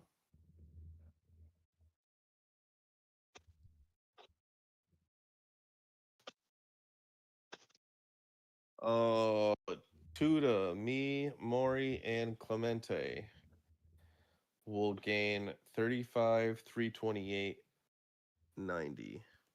35, 328. I got it. I'm gonna post it in the loot treasure. You ready? 35, 328.9. 30. Yes. 328 gold and 9 silver.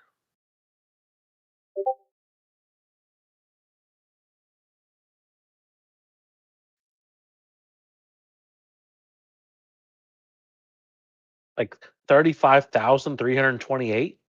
Yes. Us Holy four shit. get that. Been a long time. Yes. Now,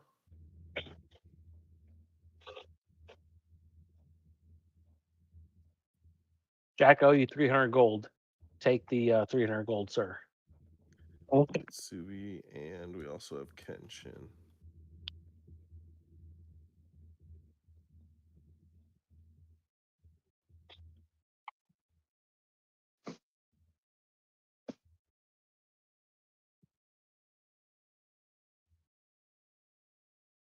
Right, and then the rest of it is split.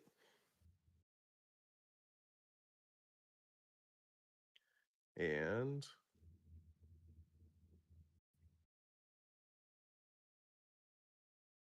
check everything's there. Yep, looks to be so. All right, and then everyone will also get an additional. What is that? 22,729 gold pieces and Oh my. 8 copper pieces. Holy shit. Now we're Yeah. cooking. It's sitting on some stuff. I think it's funny you guys got excited about the 35 grand. I'm sitting here like, I mean, I guess I can make that work. An additional 22,000 gold, you said? Yes. Jesus, 22729. Okay.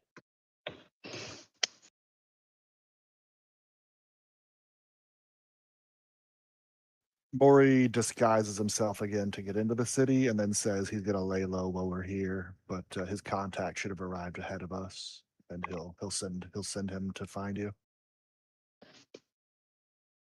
Okay, everyone's getting 58,000.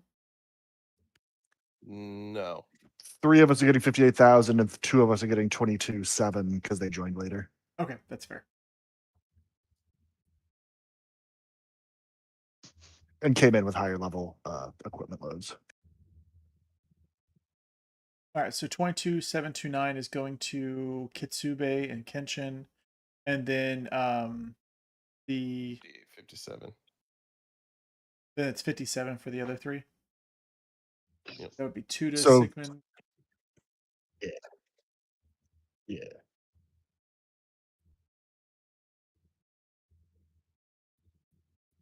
I think I'm gonna skip the flaming on my weapon for now.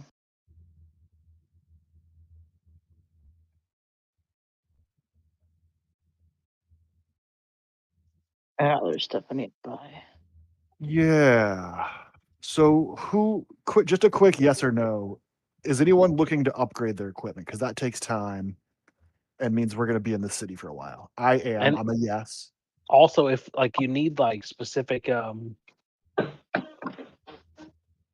wondrous items, I can make them for you for half price. That's an additional 22 on top of the 35 we got. Yeah, 22,729.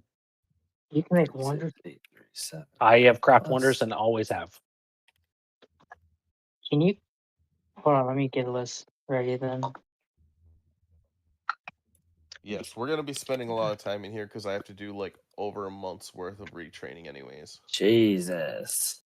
So Yeah, okay, I can work with that. Clemente, do you do wands? I do not Okay.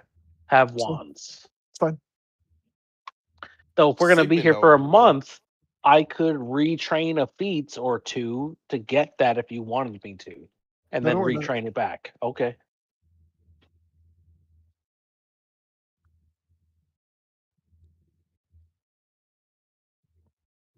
$57,906. Okay.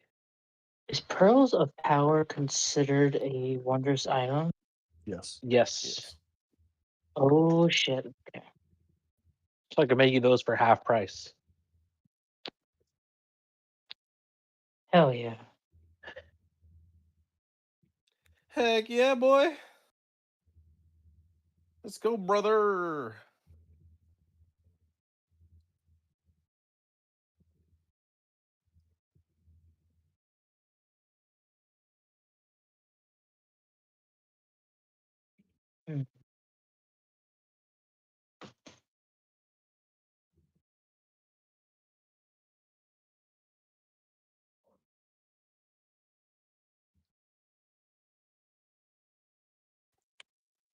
All right, so I'm gonna seek out someone who can just enchant my weapon to have the dueling property. You could have had. Oh, you could go see the storm guy. Yeah, well, I don't. Yeah, no, not now. We can't. Would we do something that means we can't go back? Oh yeah, you can teleport us, I guess. Yeah, I could.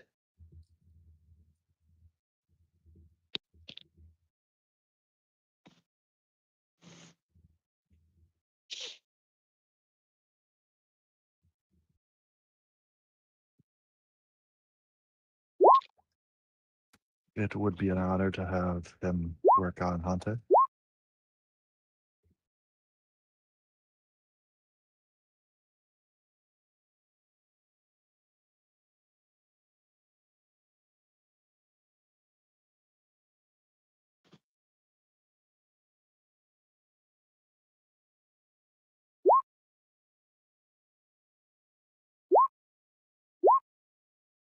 So I take it at this point, it's pretty much just going to be us doing a lot of bookkeeping.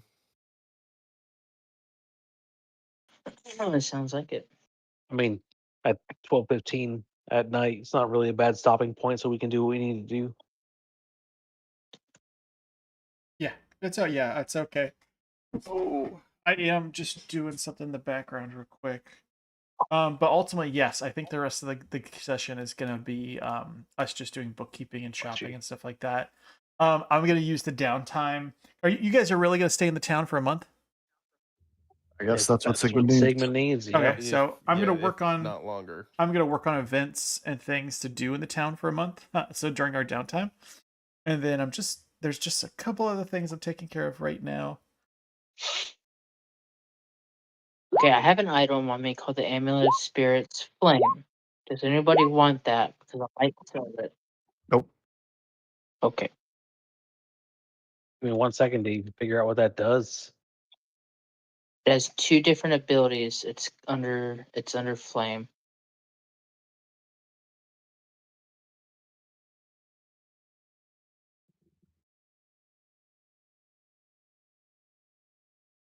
I thought I'd use it, but I don't need I to. mean, bro, that's fucking makes creature vulnerable to fire spells, he says to the wizard with fireballs.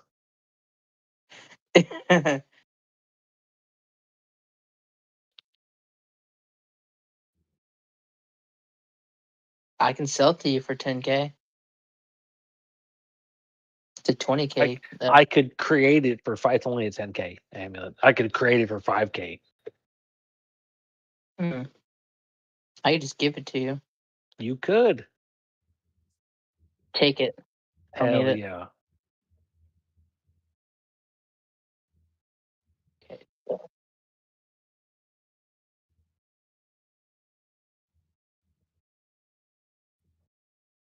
Okay. I have items that I need you to craft. You just send me a list. Okay. I almost can't fail the craft check, so They're not high end, so whatever. Well, actually one of them might be. Even still, my crafting.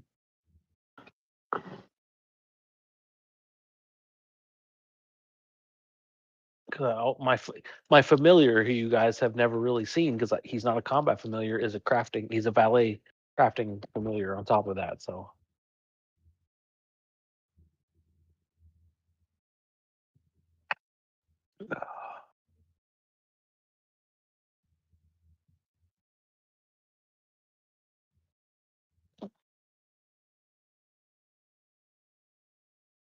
Here it is.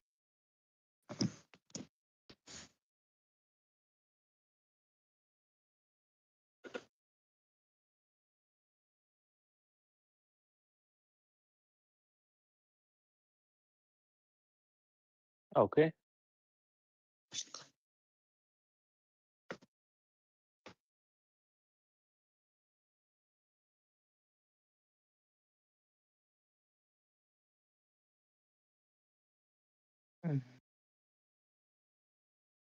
That should be 20,000.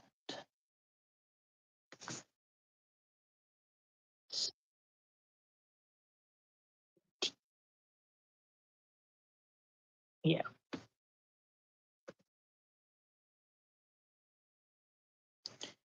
Then I'm going to get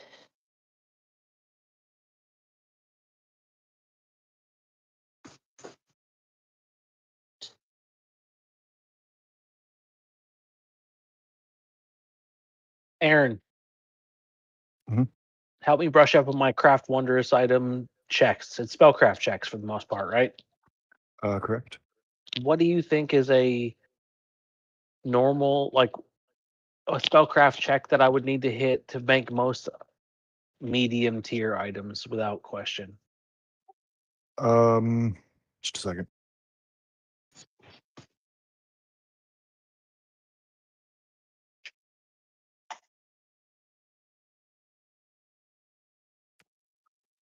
Five plus the caster level of the item. So like, if you can if you can automatically hit a 20, then you're probably good for anything that we want at I have this a level. It's probably caster 25 level base. 15. So that's caster level 20.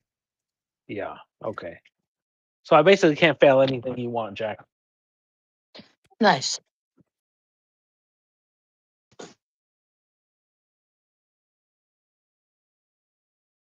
I know who to come to when I need more pearls of power.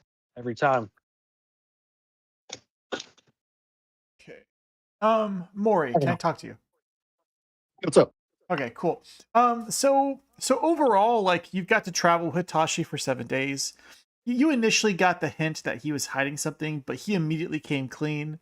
Other than that, the guy Yeah. seems on the up and up as he kind of travels with you. You don't accept any food from him. There is this one moment on day 4 when you guys are traveling down the road. There's like some loose gravel, and without warning, a stone gives away. Kitsube slips, and you watch Hitachi kind of like move really fast in like a single terrifying heartbeat. He just kind of catches Kitsube in this firm, unyielding, precise way, and instantly just kind of sits Kitsube back up. There's just something about him. He's got really great reflexes. Yeah. I'll tell you, Winslow, behind the hood on Maury. Random traveler going a direction, friendly, smiling guy with a sad story. I immediately assume he's a ninja spy. So maybe I'm right or wrong, but that is where Maury's head was immediately at. And like whether he shows signs of it or not, like that's probably not going to change. Help Kitsubi, that's good. I'm not going to kick him out. I'd rather, if I'm right or wrong, if he is a spy, I'd rather know who the spy is. So like, it's okay. But yeah, that's my suspicion. It's way too convenient, and he had a sad story all lined up. Yeah, man.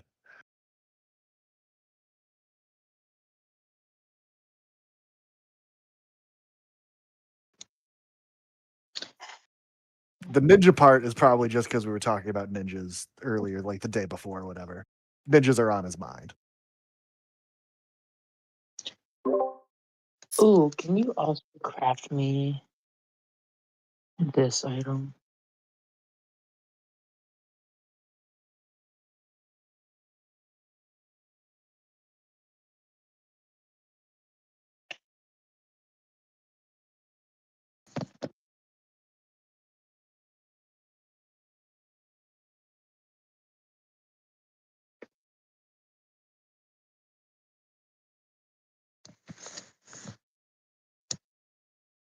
All right, I'm done shopping.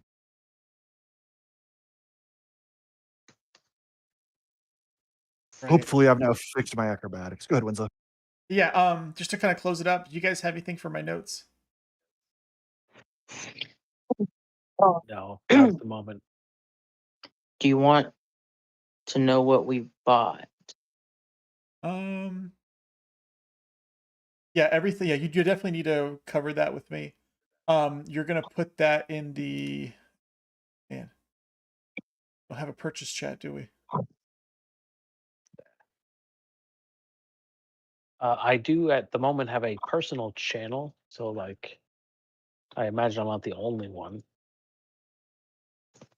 No, I just you stored. believe it or not, because we've lost so many people. Not everyone has a personal I channel. are the only. Yeah. I have one. I'm gonna make a purchases channel under loot and treasure, just to kind of keep us on the up and up. Put any of your purchases during the downtime in there. That way I can review it and I can check on that. If you want to dump everything in there at once, you can, or you could just put stuff in there one by one. It's up to you. And then I'll just, when I get some time, I'll check out your items and just make sure everything's gravy. Really just need the gold amount. I just need to know how much the items are. Okay. I did ask Clemente to craft the. Do you want the original or And the then craft? if you're crafting, you're going to put the amount of days that it takes to do that with those items as well.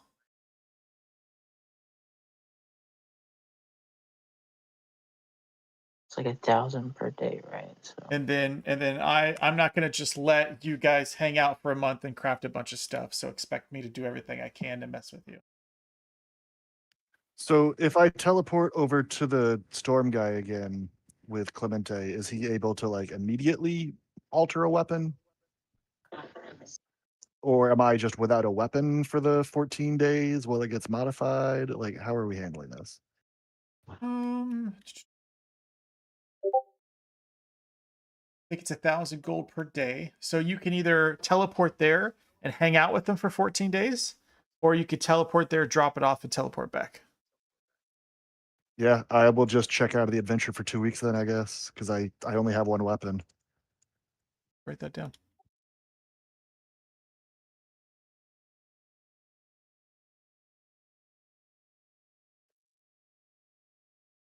So I'll put some work in and I'll see if we can find some stuff to do. Okay, so Clem is staying in the town to craft wondrous items for what, about a month? On top of that, I have my own research I need to do.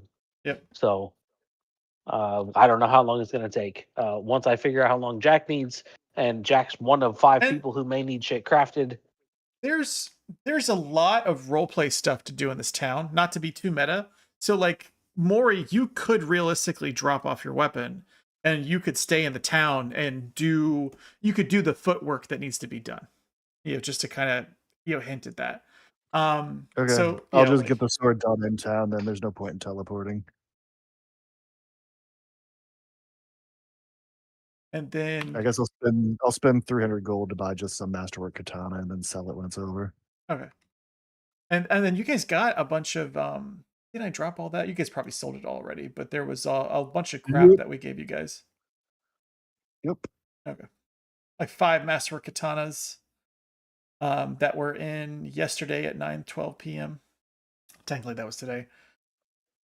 Okay. Clem, you'll need to keep track of how much stuff you're building for everybody. Sure. And then so because like I don't know how much stuff Kitsubi is going to try to get you to build, but then there's only so much time for you to. Sure. You'll have to balance it out. What you're building for yourself and what you're building for other people. They're going to have to spend some of that money to buy that stuff. They're not going to just be able to have you craft everything. How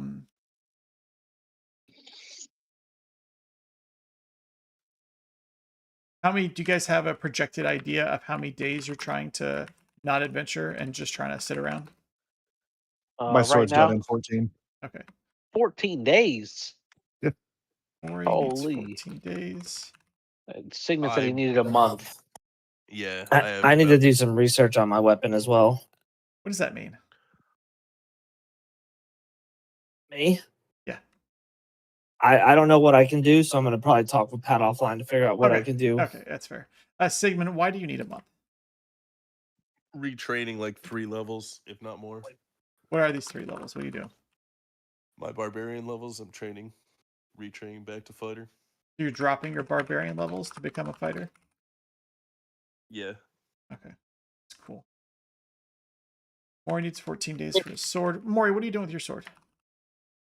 I'm getting the dueling property added to it. It's 14,000 flat. That's +4 initiative. And some defense against disarm and sunder.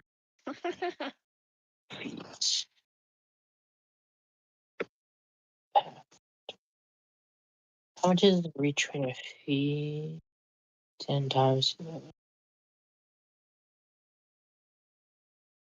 Clem, how much Sure. downtime are you trying to do? And for what reasons? I have no idea. I will need time. Okay, so I'm thinking about it. 6 or 8 beer. Yeah, I'm 6 or 8 beers deep, and we'll need time to think about it. Okay, I'm gonna put Tuda as thinking about it. Can I point something out to Winslow? After 7 days in this town, I will be famous in this town mechanically. Oh wow. Yeah. I mean, will you be famous if you're not doing anything? Yeah, because I'll be out there as a famous actor. Oh, okay. Yeah, like I got class features for this. Yeah, we could definitely like have you guys like do stuff while you're doing downtime stuff. Dasher, you've been a little quiet. Welcome. Hi. What is your character? You know, these guys are trying to sit around for a month. What are you gonna do? I might get my sword worked on, but I'm still figuring that out. Okay, or still thinking. All right, cool. Well, as you guys get through your thinking status, please drop me some messages in the doobly-doo, so that way I can add this to my notes. I'm going to be working on stuff to maybe enhance this downtime and to kind of give some friction and whatnot. But there's a lot of like footwork to be done here, so you could definitely like run around and do that without causing too much problems. I could retrain one of my feats into a craft wondrous. You could. We have the downtime. I That can would be- teach you. And I'm need to remove one of my items.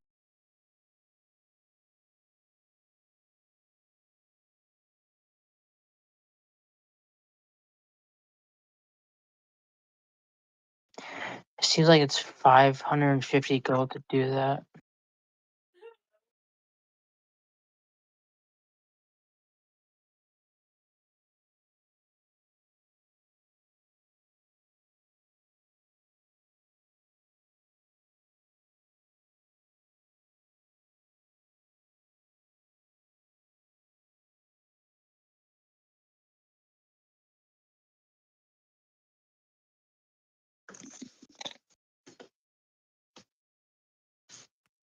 Do you feel like taking like the minute or so to flip over to this token, Winslow? I mean, vision and AC and hit points. Yeah, sure.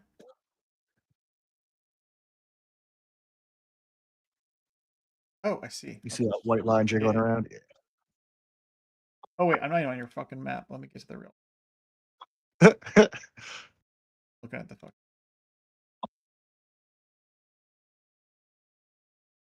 Yeah, I've been waiting for this. Exciting. Yeah, I've got 3 different outfits. We'll start with the blue. Take me a week. No, sir, that's Chausseur. Oh, if I just change it on my sheet, it'll change it. You have a Mori different. no Yura. I don't know who that is. You have a different. I'm sure. Did you dupe? I'm Chausseur Akari. I would dupe your character sheet. Nah. Literally, it's just the name that changes. Oh, okay.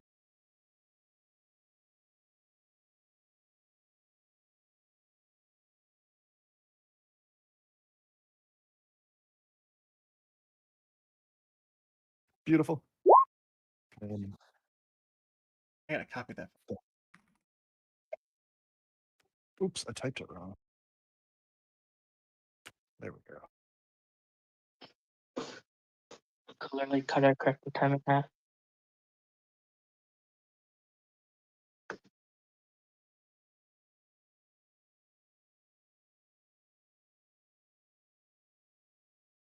Yeah, all I gotta do is just get you to walk into the tea house, and things will start happening.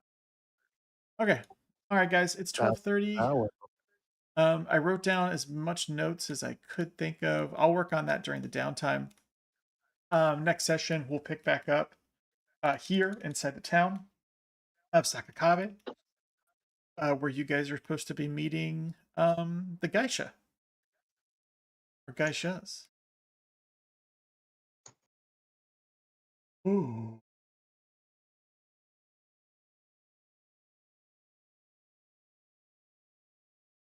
Anything else that you guys want me to write down before I end it for the? Not for me. All right, guys. Yeah, get all your shopping plans done. Drop that in the purchases.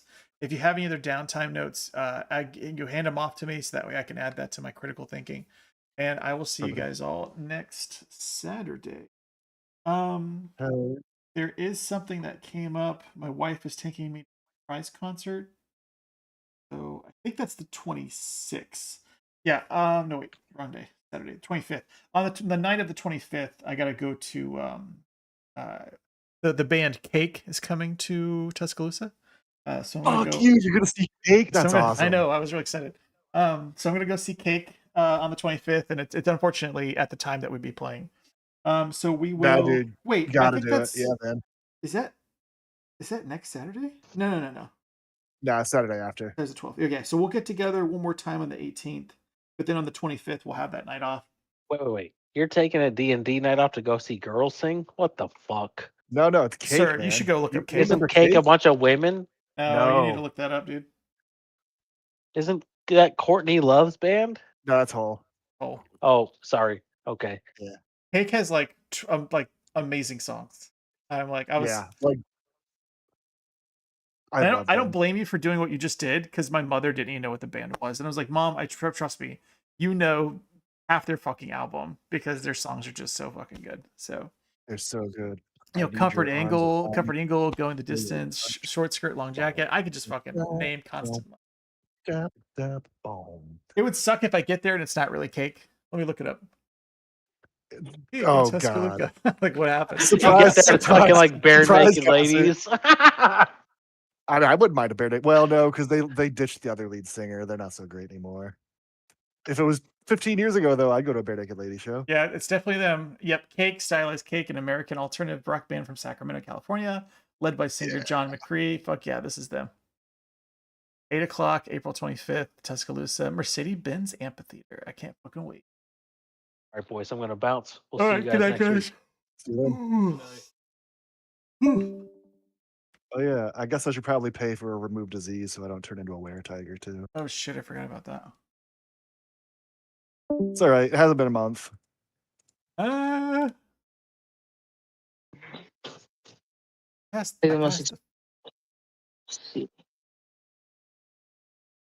most expensive, the glove of storing.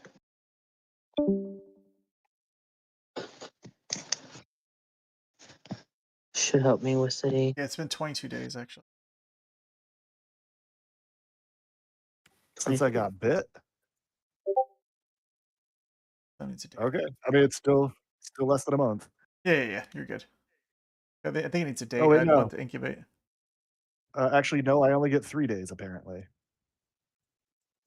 So fuck it. I don't even know what to do with that then. Well, the Amatatsu Seal has remove disease on it. Is it catch at level 12? Catch level 20.